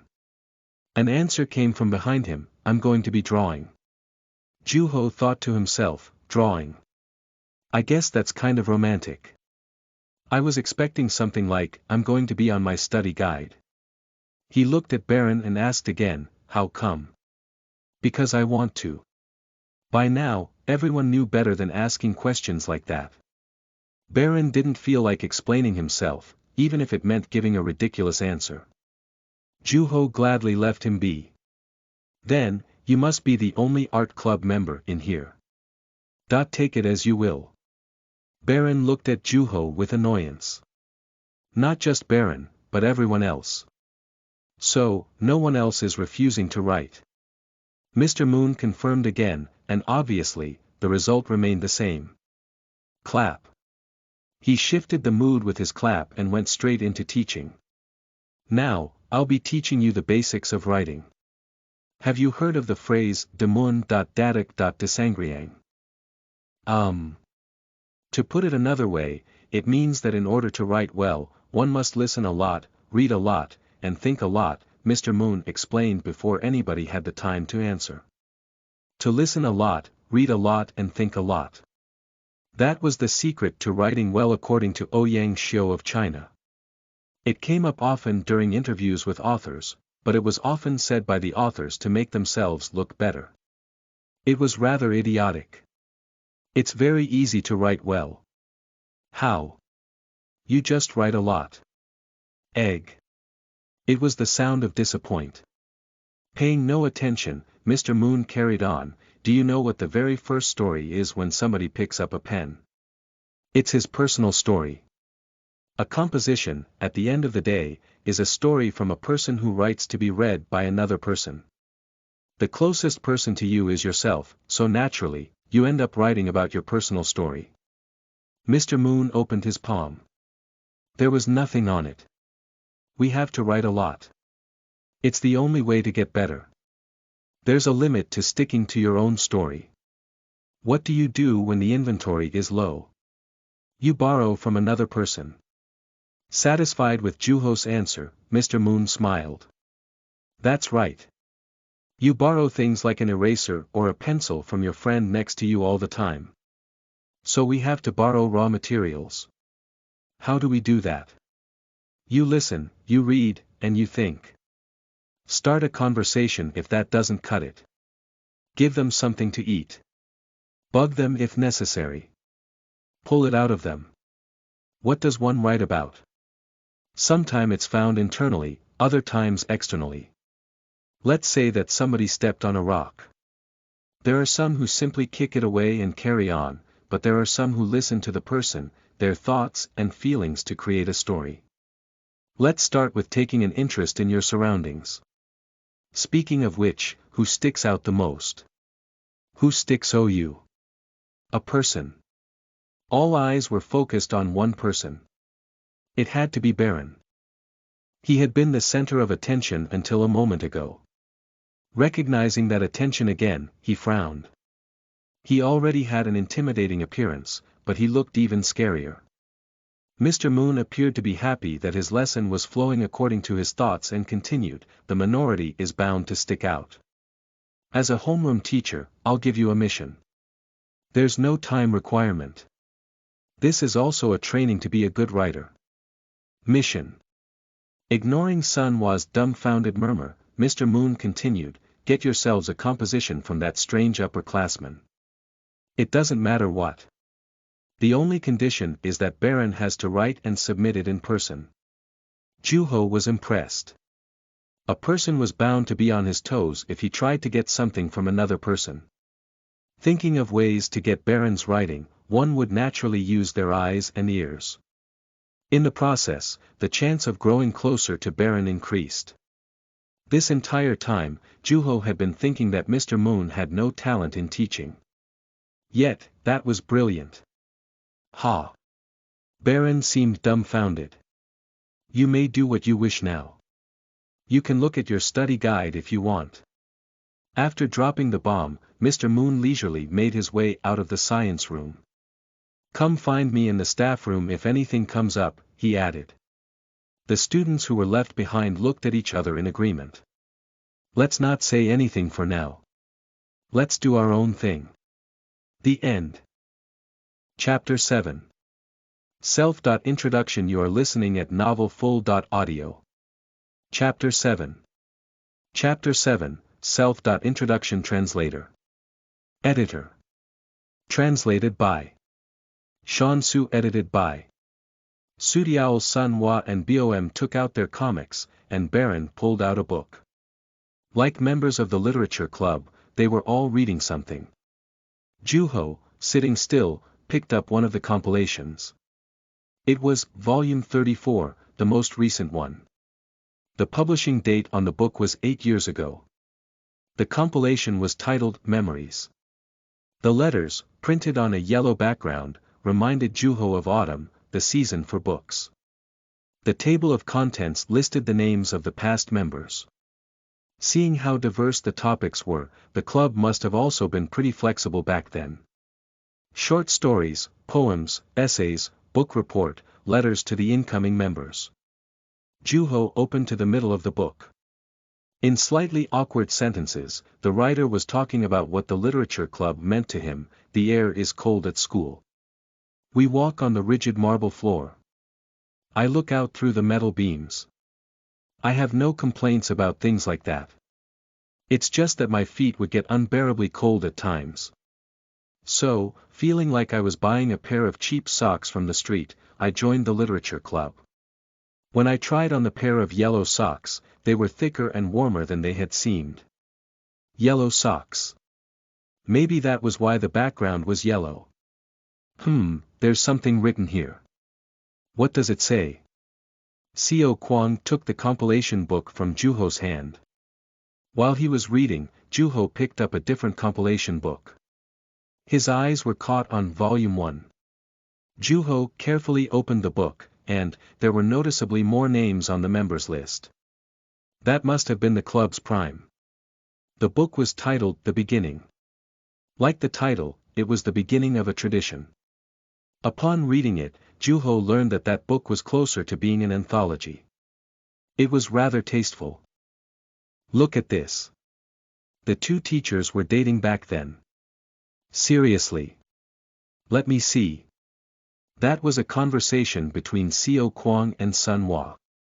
Soon, with the exception of Baron, there was a compilation in the hands of each club member. Baron didn't take his eyes off of his book and paid no attention to all the compilation books. Aren't you going to read one, Baron? I'm good. Juho had made the question, but what came back was Baron's dry answer. Who has volume 1? Here, BDNV, did you finish it? Can I read it? Yeah. Sun Hwa had asked as if she were reading a comic book. As BOM put down volume 23 after reading it, Juho picked it up.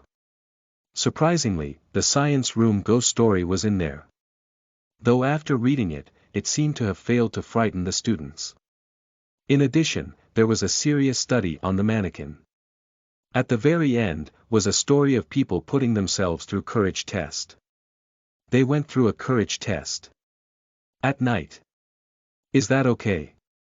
They must have sneaked in, and it seems like they never got caught. Let's hope that the principal hasn't read this yet. Seo Kwang interrupted as Juho was answering Sun Hwa's question. That sounds fun. Should we do it too? You won't find anything at school at night other than the kids who are sticking around for late night study sessions.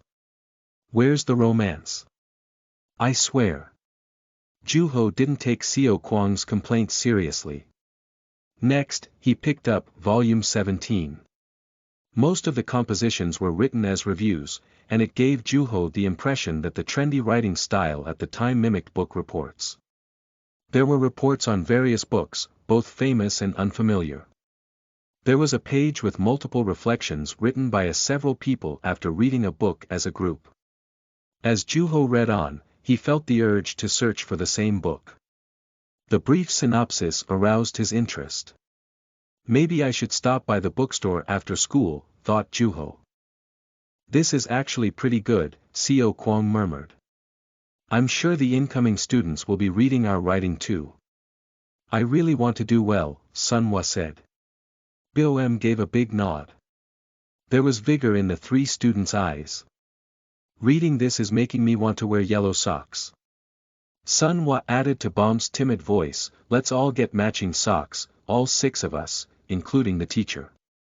Seo Kwang agreed, we should have our club name on them too. Juho replied with an unimpressed voice, that sounds tacky just thinking about it. At home, Juho was lying in bed staring at his debut work sitting on the bookshelf. He thought of what Seo Kwang had said earlier. You haven't read it, haven't you? Read it or not, I wrote it, Juho quietly repeated the words that he couldn't bring himself to say. Nobody was around to listen. Seo Kwang gave Juho book recommendations repeatedly after that day. When giving a recommendation, some sort of responsibility was bound to follow. There was an assessment on whether the recommendation met the other party's tastes. That wasn't just for the other person, but it was also for the one recommending the book. Did the one doing the recommendation introduce something that could be well received? Was the recommendation to the person's satisfaction? According to his own assessment result, Seo Kwang excelled at recommending books. Every single one of his recommendations had been nothing but gems. By default, Juho read all books without discrimination, but just like everyone else, he did have authors or topics that he was particularly drawn to. Seo Kwang was impeccable when it came to picking out books that Juho might like. Juho had been quite satisfied with Seo Kwang's recommendations, but there was one thing that he fell short on. Without fail, Seo Kwang always recommended The Trace of a Bird. Juho didn't feel the same way toward his own writing as other people. Also, he didn't really feel like reading it. He sat up after thinking about Seo Kwang and his tireless efforts. Maybe I should check it out. It's been a while. Seo Kwang was a passionate fan after all, reading the book that left Juho dissatisfied. Writings existed to be read. An author didn't exist without a reader. Juho picked up the book and opened it to a random page. It was the part when the protagonist, Yun, gets out of bed at night to go for a walk. Yun washed his face and changed his clothes in the dark. He could do nothing until his eyes had adjusted to the lack of light.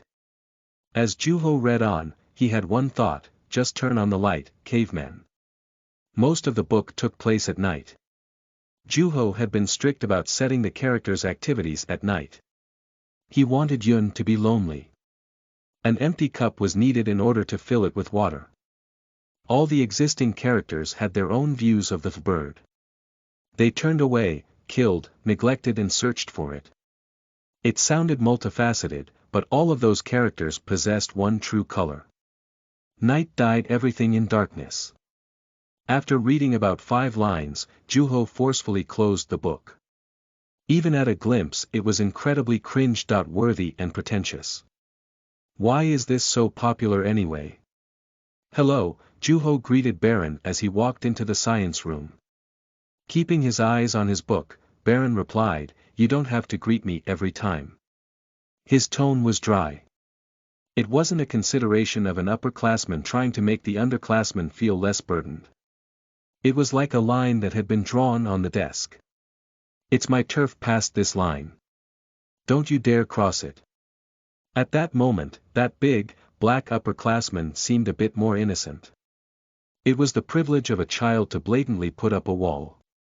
One could draw all the lines they wanted, but the reality of the world was that it was nearly impossible for one to own that solitary land. "I'll still say hi." Without a word, Baron redirected his attention to his book. There was approval in what he had done. "Everyone seems to be present." Mr. Moon came in last without even bringing his attendance sheet. "I guess ditching isn't an option," Seo Kwang murmured. The small number of people was definitely not a plus. Everyone brought something to write with and on. "Yes, sir." On a long desk, there were 5 notebooks. Sunwa had a matching notebook to Bomb's. They had to have bought it together. Good. Technically, today's the official first day. On the first day, I believe self-introduction to be a must. Sunwa let out a short groan. She was direct when it came to expressing her feelings. Bom was sitting next to her, and she didn't appear to be all that excited.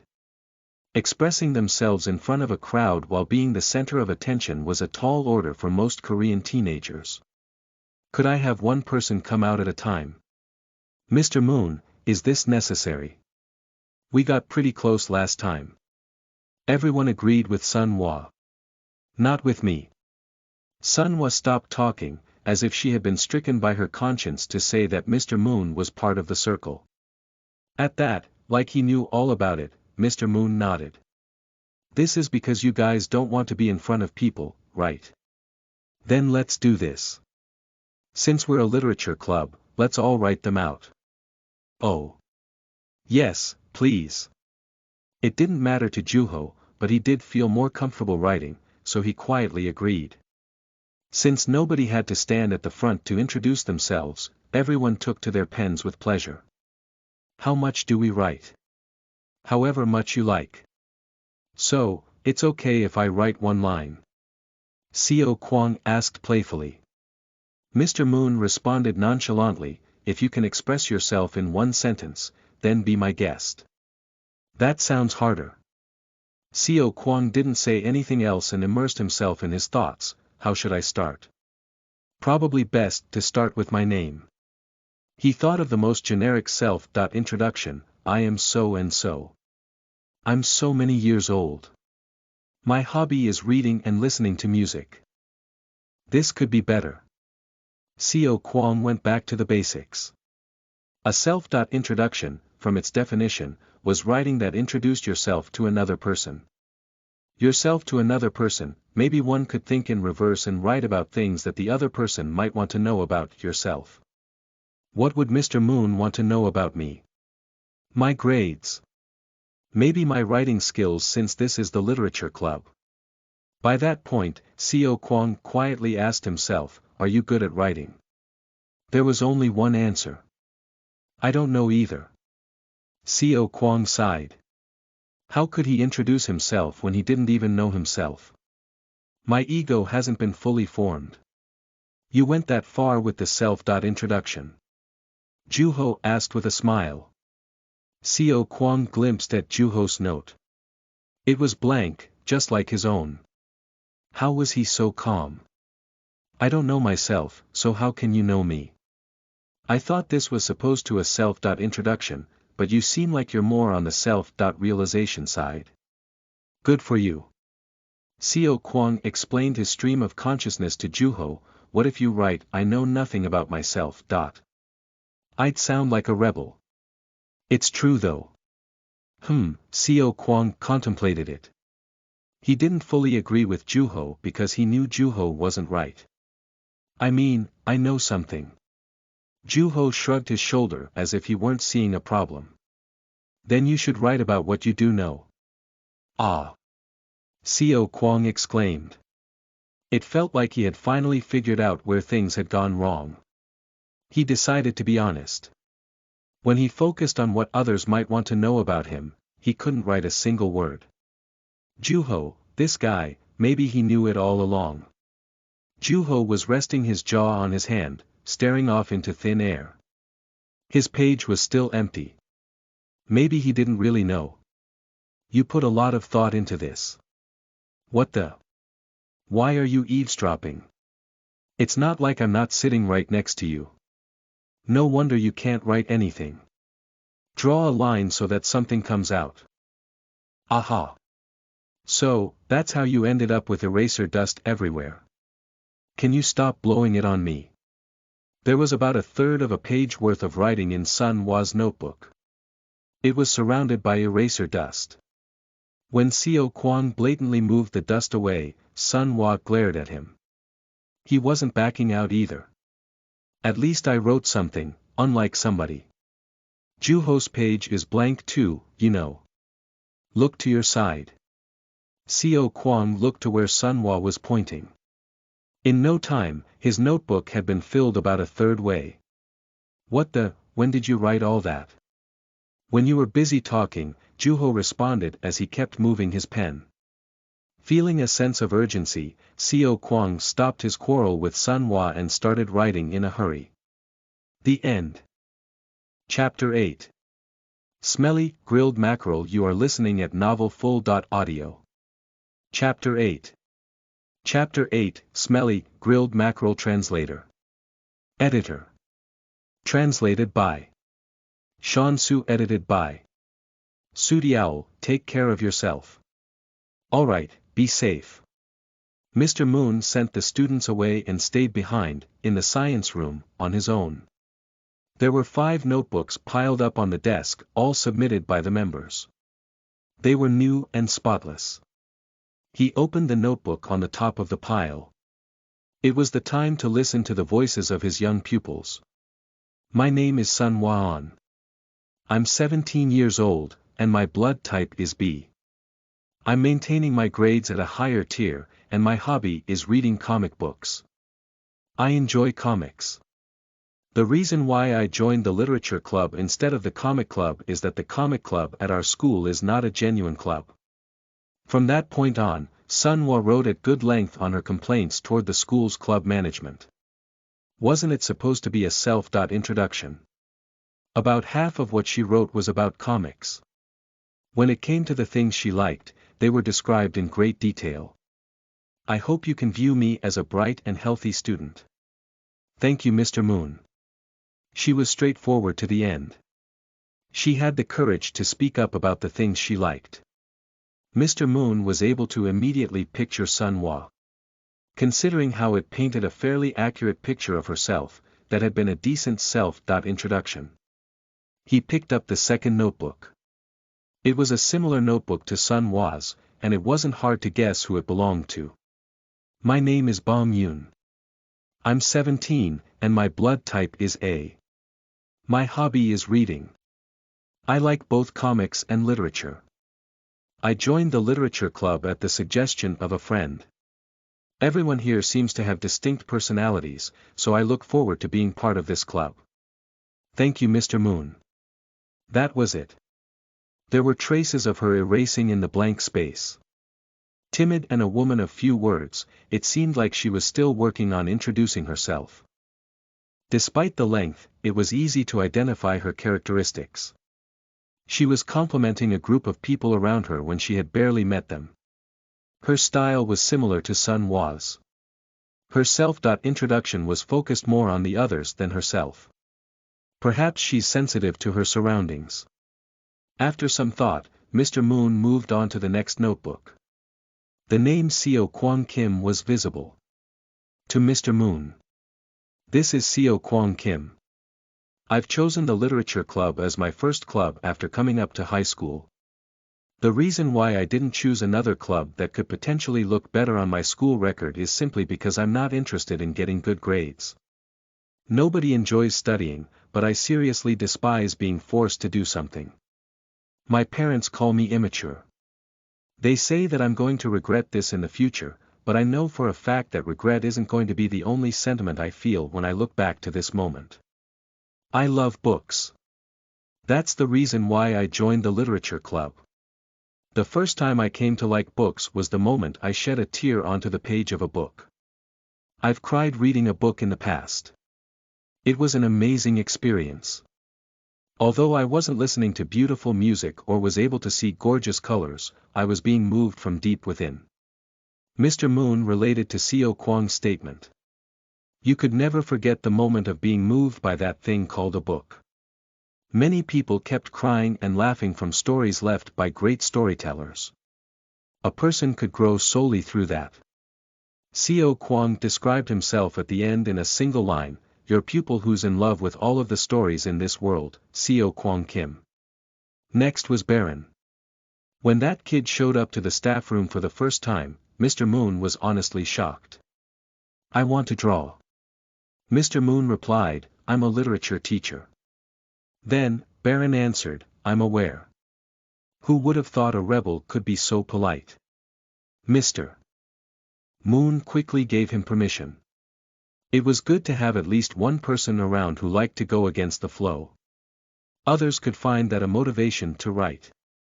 What kind of things would an artist pupil of a literature teacher draw? Mr. Moon opened the sketchbook and smiled with satisfaction. It was a very familiar drawing, a bird in a white background. It immediately reminded him of a book cover, and he felt a small bit of relief. After reading that book, he had to feel something, whatever that might be. Mr. Moon picked up the last notebook, Juho Woo's. That kid was hard to read. He seemed innocent, but on the other hand, mature. He appeared to have a floaty kind of personality, but at the same time, he blended well with others. It was hard to tell if he was calm or just absent-minded. Maybe his introduction will tell me. He turned the page. Oh man, this kid. Could that be better described as brilliant or off the wall? Mr. Moon chuckled at the title written on the first sentence. About grilled mackerel. Mackerel is referred to as the blue fish. Its clean, buttery-tasting meat is worthy of being called the pork belly of the sea. If the fish is of high quality, all it needs is a little salt. Otherwise, it will require a bit of trimming. This is to eliminate the fishy smell. Prepare some rice water or water with a little bit of soybean paste. Soak the fish for about 10 minutes, then wash it in running water. The odor will disappear. If you add lemon or finely ground daikon radish and soy sauce, the fish becomes a delicacy. I'm always eating grilled mackerel that's been tidily prepared. Only, my father is not fond of that. He dislikes the fact that the human hand is extinguishing even the essence of the ocean. Even if it were the fishiest smelling mackerel, he says that he prefers that over the mackerel that's been prepared to people's liking. Standing next my father longing for the lost essence of the fish, I find myself subconsciously picturing him when he was full of the fragrance of life. With a hope of having grilled mackerel for dinner tonight, I now bring this composition to an end. Grilled mackerel. I like it. Mr. Moon read Juho's writing again.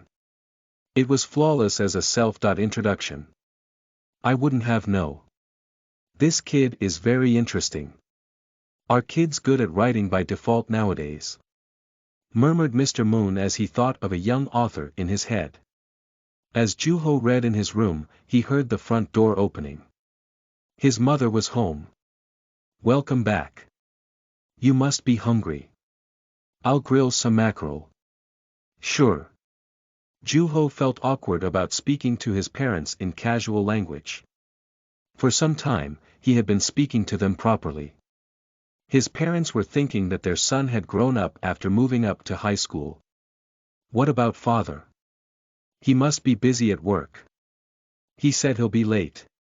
His mother took off her work clothes and immediately started cooking in the kitchen. As soon as she walked into the kitchen, there was vigor in the house. Rustling, the sound of chopping, smell of fish. All those came together and transformed into a mouth-watering smell. With hands of experience, she had quickly filled the dinner table. She hadn't been doing that for mere a day or two. It was precise, and skillful. All Juho could do was to place the utensils on the table or scooping rice into the bowls. Thank you for the food. Juho took some the white mackerel meat from the plate and put it in his mouth. The meat was just buttery enough, giving it a smooth texture. It was perfectly combined with rice. He felt like he could eat an entire bowl just with the mackerel. Is everything okay at school? Of course. Has there been anything interesting lately? As usual, she calmly asked about her son's day. Naturally, Juho told his mother about what had happened that day. It was mostly about what he had talked about with his friends or funny things his teachers had said. When it came to the club activity in the science room, Juho only picked things that his mother might laugh at.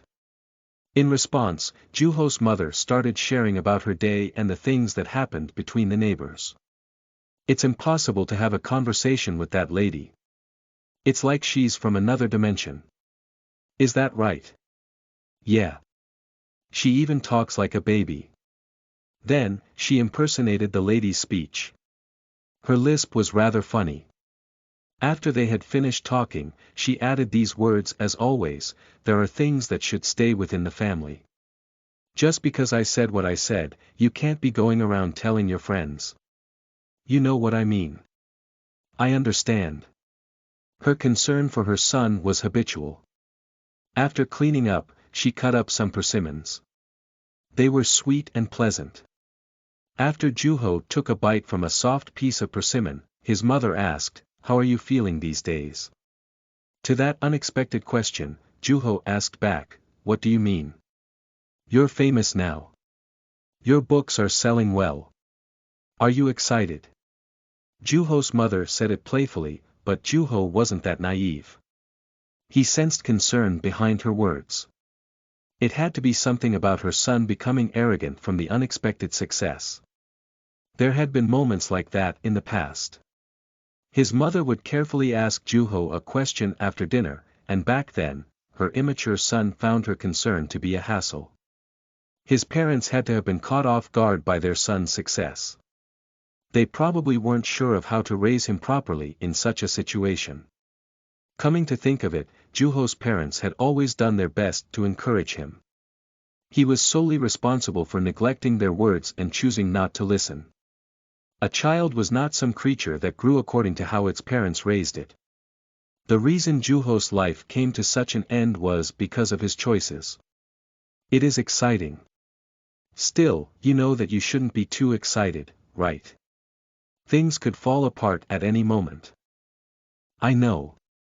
That's why I've been putting all my money into the savings account. Great, that's my son. You're the spice of my life. Juho reassured his mother, and for the first time in a while, he spent time with her in front of a TV. Honey, the mackerel is too fishy. Do we have any lemon? It's a fish. It's supposed to smell like that. We don't have any, so you'll just have to eat it. Coming in late from work, Juho's father had to get an earful from his wife after complaining about the mackerel. Hey, play a different song. Something exciting. Got it. The music filled the classroom. It had been a trend to listen to music during recess using the computer in the classroom. The song selection usually varied depending on who was sitting in front of the podium, but it was generally pop. The class president held the mouse today, and unlike other days, he played a music video of a foreign pop singer. Seeing the sexy dance moves, the boys cheered and whistled. Even the girls joined in. Take me. The sound of laughter mingled with the music. While bobbing his head to the intro of the song, Juho realized that he felt like the lyrics were being translated simultaneously and focused on listening. Why do you look so serious listening to a song? I had something to think about.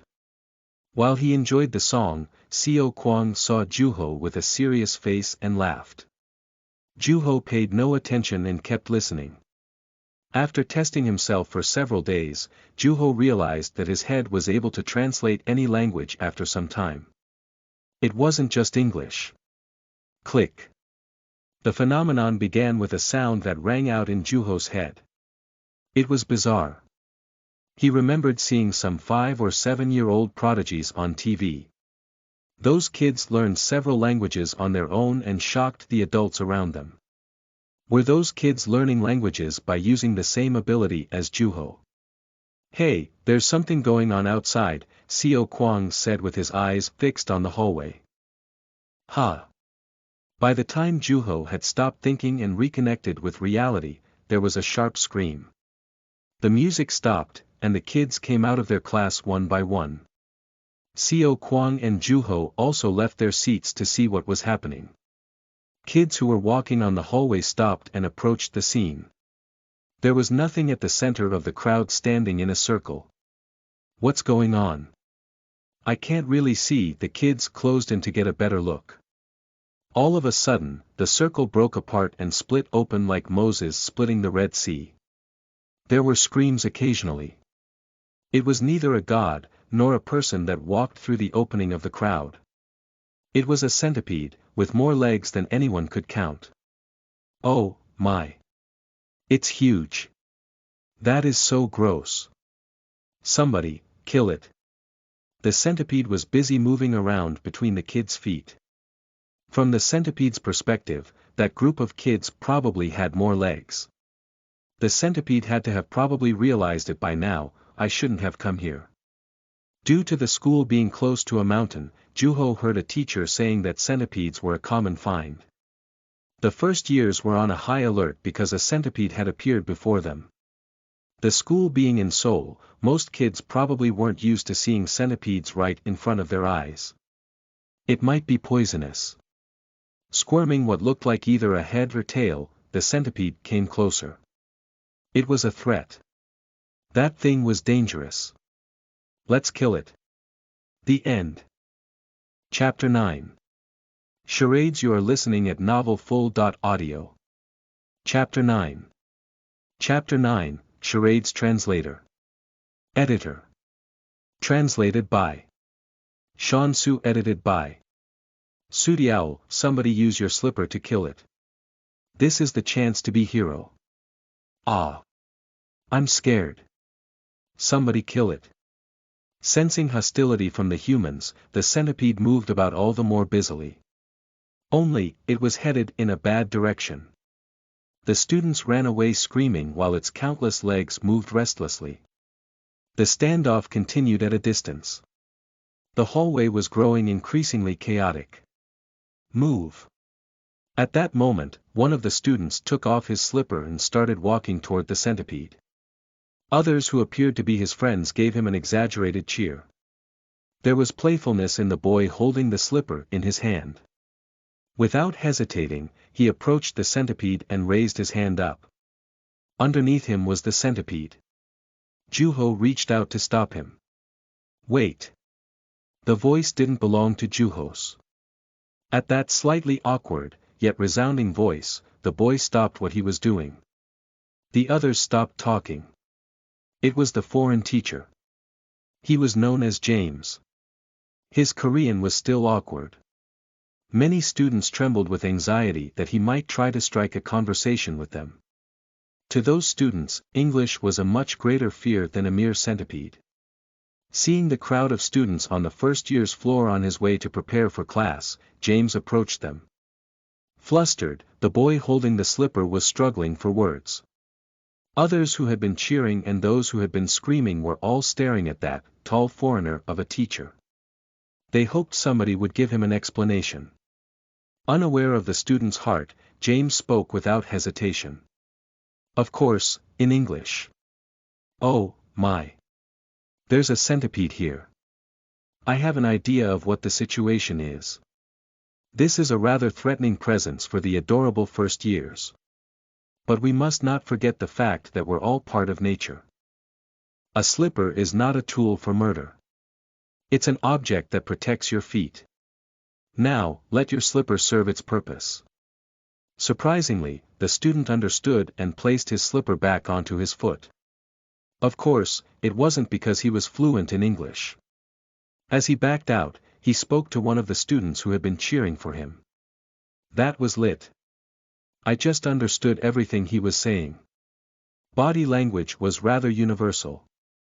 James' body language communicated his thoughts with an admirable result.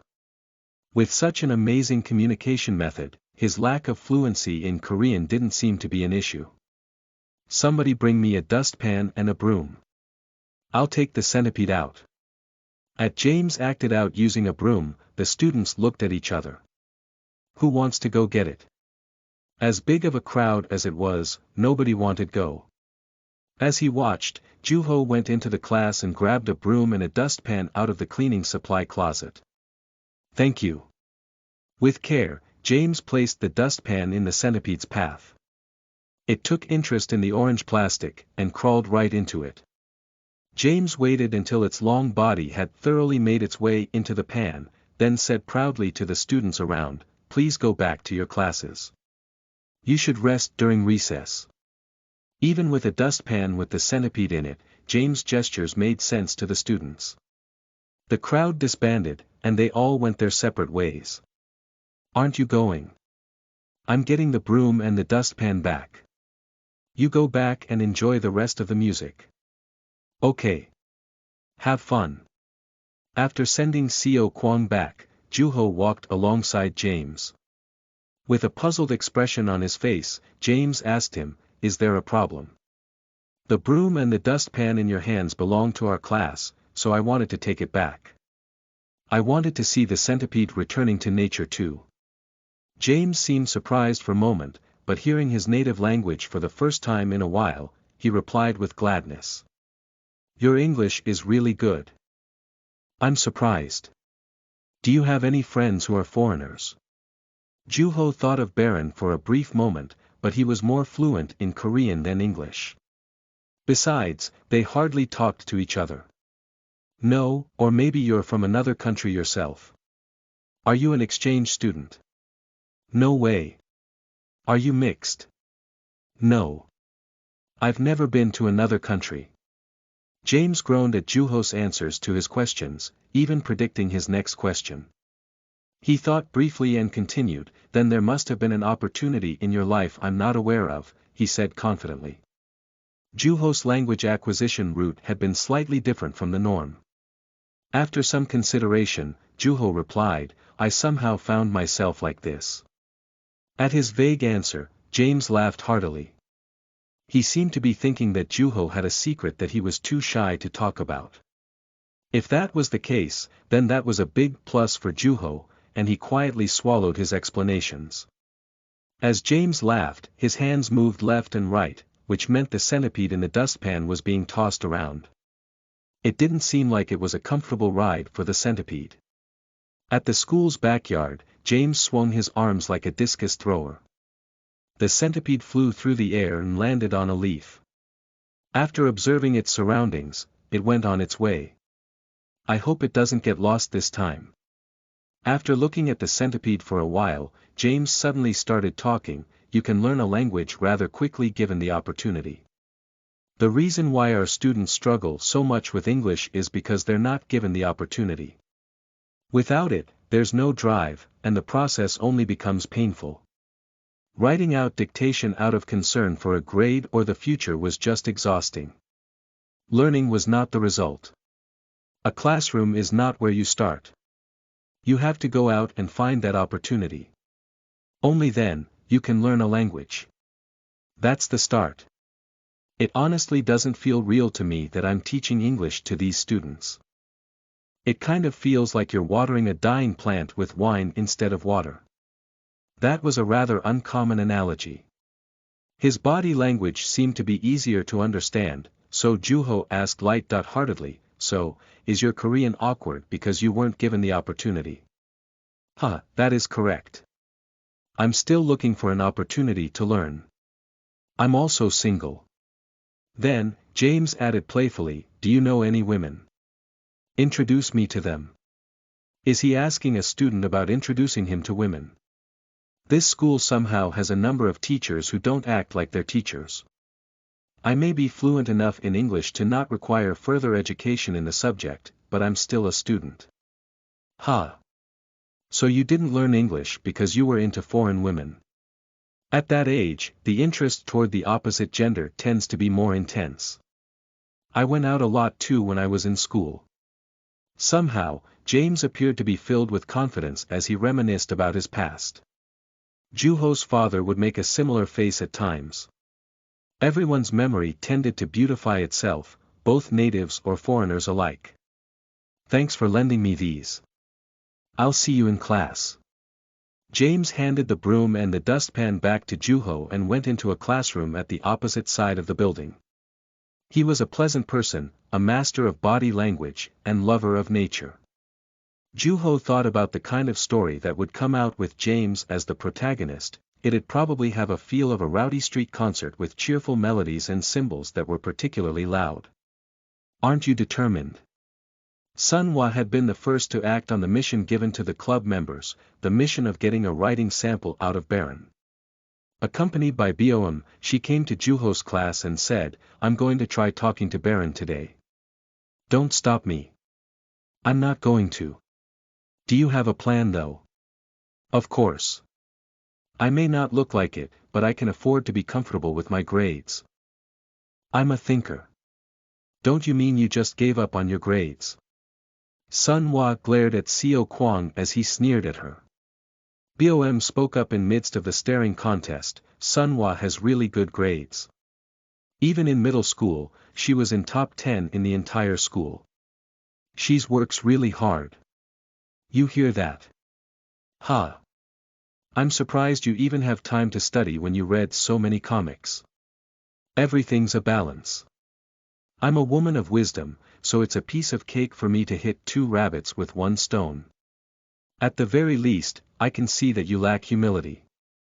Juho spoke up to put the conversation back on track. So how are you going to approach Baron? As if she was waiting for that, Sunhwa replied with a smile, head on. I thought you said you were a thinker. Baum laughed nervously at Seo Kwang's remark. She seemed to be struggling to think of words to vouch for her friend. Considering her demeanor so far, it suited her. Regardless of grades, there was no hesitation in the way Sunhwa treated people. One could argue that the depth of a relationship wasn't proportionate to time, but with the exception of Baron, everyone in the literature club had grown very close to each other almost instantly. That was partly due to Sunhwa's proactivity. Seo Kwang appeared to be social, but he's had a cautious and watchful side. Bom didn't speak much or act on things proactively. In other words, Sunhwa was basically the captain. What good is a strategy when you're trying to win someone over?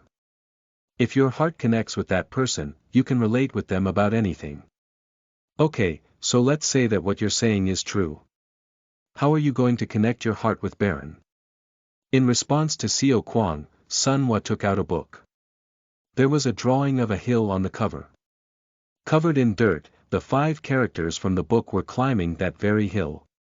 They generally gave off a pleasant impression. This comic is all that it takes to connect with a person's heart. To heart, you would know, Seo Kwang.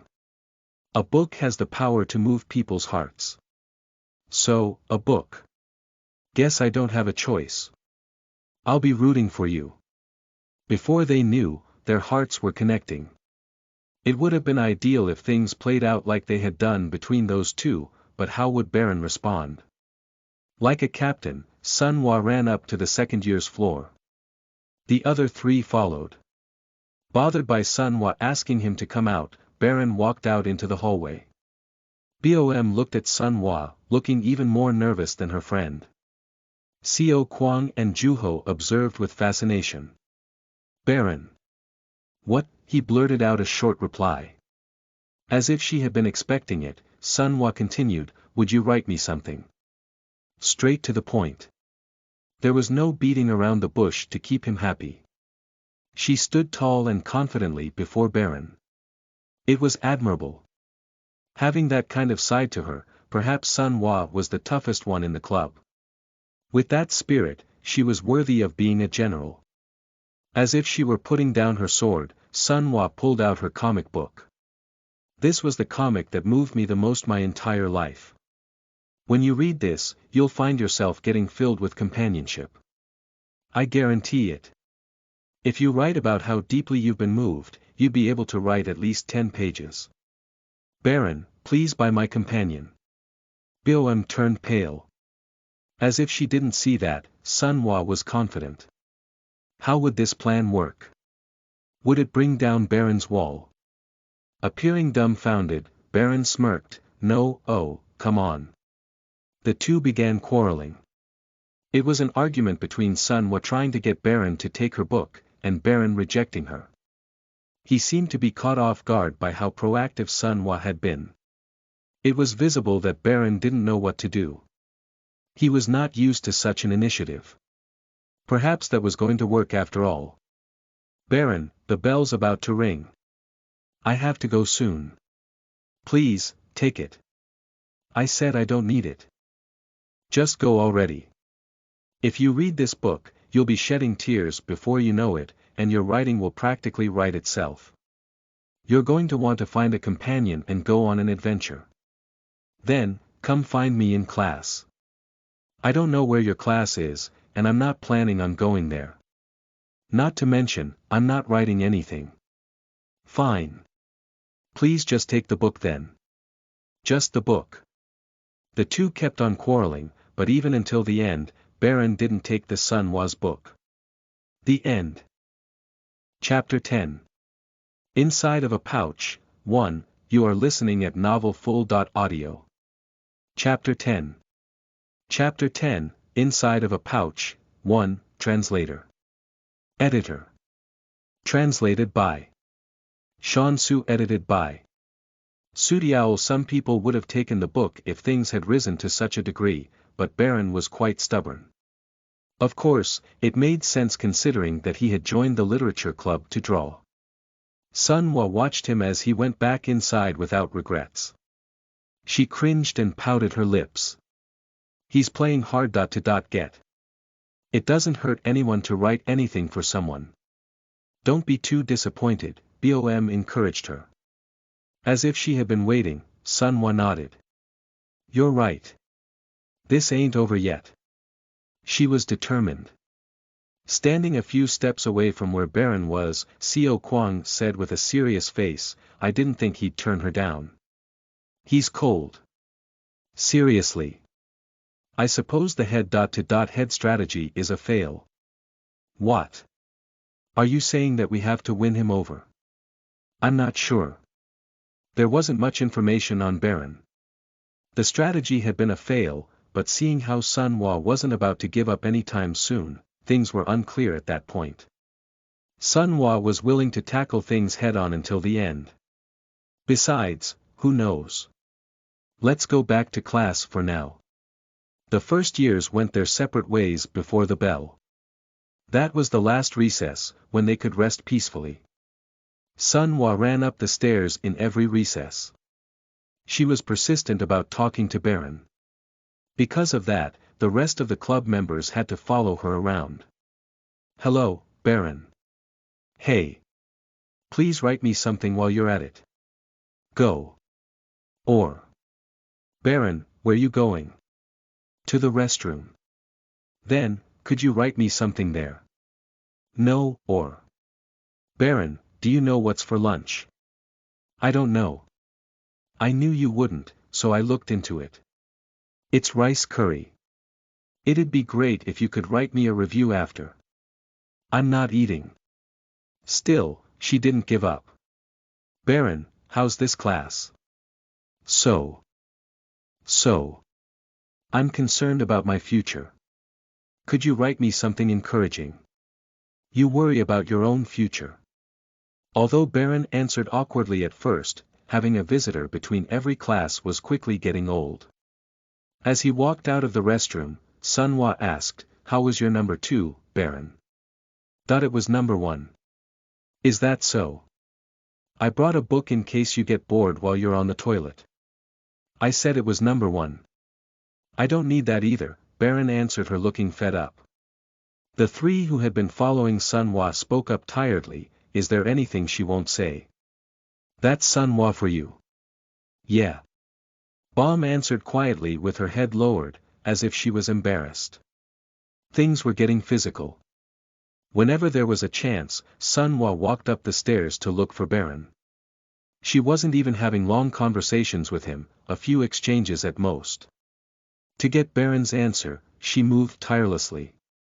Admirable, the three murmured.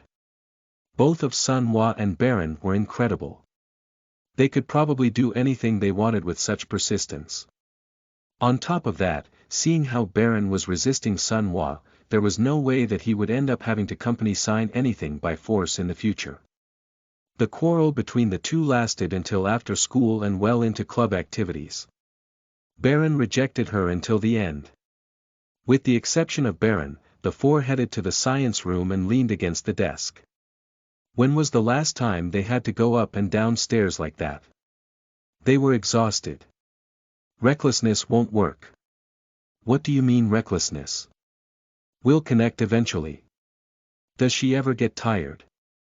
She was still saying the same things, and Juho responded with a weak voice, I can't do this much longer. Me neither. Baron's actually kind of patient. I would have driven Sun Hua out if I were him. At least he's not the violent type. More like Buddha. Are you guys talking behind my back right now? Calm down, Sun Hua. What stopped her wasn't Bom, but Mr. Moon and Baron's sudden appearance. Are you guys coming from PE? Why do you all look so tired? The members couldn't deny those words. We'll be officially starting our activities today. Yes, sir. What do you think we're going to be doing? That was an unexpected question. Whatever we have to do today. At Xiao Kuang's answer, Mr. Moon nodded lightly. They were going to be doing what they needed to do that day. What could that be? What do you think I was referring to? As soon as she heard the question, Sunhwa remembered the principal's speech at the beginning of every semester. They were all about attitude or state of mind. She raised her hand and replied, a pure, unadulterated heart. Without hesitation, Mr. Moon made a X with his hands. All of our hearts have already been attacked by microscopic dust. Next, he said it refreshingly. It would have felt like fresh air to people who had been breathing polluted air. How can he say things like that to his students? Sunhwa pouted her lips, not knowing if she was wrong or if she was offended by Mr. Moon's answer. Next was Seo Kwon. His answer wasn't all that different from Sunhwa's. How about basic endurance? The P.E teacher always says that we need to work on our endurance. I don't expect endurance from kids who get less activity time than prisoners. Next. Wow. Really? Do we get less sunlight than prisoners do? That was a bit harsh, Seo Kwon murmured. He was a growing teenager who would soon be taking on the burdens of the future of the country. The prisoners were burdened by their crimes, but it was hard to tell who was actually being punished at that point. I'm not sure. What could it be? It's not body or the mind. What else is there? Bom and Sunhwa exchanged words as they contemplated on the answer. It didn't seem like it was coming to them. Juho was watching Seo Kwon complaining about the harsh reality of the moment. In that moment, his eyes met with Mr. Moon's. What do you think the answer is? Asked Mr. Moon. That was the first official day of club activities, so Juho stared into the ceiling for a little while and asked, we're going to be writing, right? Yes. You need a good vocabulary if you are to write. So. That must mean we have to know our lexemes.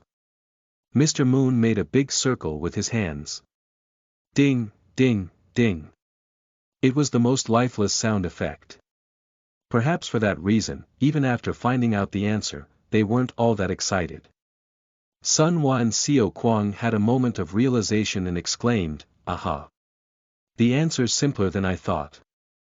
The thing that's really important when you write is vocabulary. Mr. Moon opened his hands. At the end of them was Seo Kwon. What do you think about when you can't think of a word? What do I think about? I think that I can't think of anything. Not exactly wrong, but not exactly what I'm looking for either. Next, Mr. Moon pointed to Bom. Slightly flustered, she continued, so. I think that it would be nice if the word I'm looking is written down somewhere. Because it feels like it's not in my head. Her voice was growing timid, but Mr. Moon nodded. That's right. There's the answer I've been looking for. We look around when we can't think of a word. That is a subconscious act which assumes that the word we're looking for can be found in our surroundings. Therefore, he emphasized the last word, accentuating his point. We take the words that are rolling around out there and make them ours. Those were interesting words. Everyone seemed to be half curious and half concerned. For now, Baron was also listening to Mr. Moon. You each own a pouch. A pouch. We don't have a pouch. After Seo Kwon's answered, Mr. Moon dropped his head as if the fun was spoiled. Use your imagination and come up with an answer. You're all part of the literature club, where it's all about creativity. Mr. Moon was making a ridiculous demand. This so-called vocabulary pouch. In there, you'll find words that you use often, whereas there won't be any words that you don't use. As a starting point, an author should know a vast number of synonyms. Imagine filling up that skinny pouch of yours with words. Filling up that pouch until it's about to explode is the quickest way to develop your vocabulary. Prepare for the winter that's about to come in your heads. This is to prepare for the food shortage. Food shortage, huh? Interesting choice of words. Running out words as an author was definitely a nightmare. It was like having to starve to death in a winter that came without notice. Juho had never struggled to think of a particular word, but he did possess an unusual fear. He was afraid of using up all the words that he kept inside of him. It was not a pleasant thought. Mr. Moon continued to give out instructions. From now on, you guys have tried to recall words. Keep them in your mouths and clasp them in your hand. But words are not physical beings. And that's a good thing. Biting and sucking on something alive is the quickest way to get arrested. Thankfully, words, as they explain themselves, mean words. They may not be physical, but you'll find them everywhere. Mr. Moon spun his hand around and pointed to his surroundings. It's not overstatement to say that the world you're currently living in is made of words. House. Car. Drink. Money. As expected, he was blurting out things that a student wouldn't be able to understand. Underage drinking is illegal, Mr. Moon, thought Juho. Same goes for this room. Now that you mention it, I think I'm slowly coming to grasp of it all. It feels like this room is shrinking as if it weren't real. It's like magic, Co. Kwang said it light-heartedly. That storage room called a science room was full of things that weren't used in a regular basis. Naming those things alone would bring in quite a few words. See, speak, listen and write. Interpret. It's not a bad idea to refer to a dictionary and create an example using words. You could always cite a phrase that you may have walked by or from a book. You have plenty of pieces of paper. Fill them up all the way. Be affectionate. The more difficult the instructions became, the darker their expressions grew. Mr. Moon encouraged his students, let's try getting the words out our mouths. Say them with your lips, write them down and then organize them. Write them on the piece of paper you brought, including the words that other people found. You can interpret them on your own later. Let's start with Sun Hwa. Yes, sir. Sun Hwa stood up courageously. She seemed confident. As she looked around preparing, Mr. Moon brought a stopwatch and showed it to her. Say as many words as you can in 2 minutes.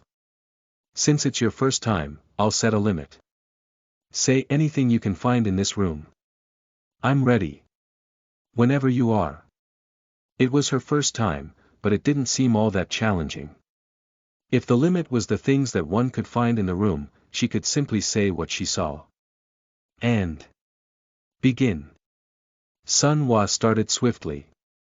Her eyes met Co. Kwang's, who was sitting across from her. Co. Kwang, Juho, Bom, Baron, Sun Hwa. We're words too. Proper nouns. Stop disrupting me. Eyes, nose, mouth, ears, forehead, hair, shoulders, chest, torso, arms, legs.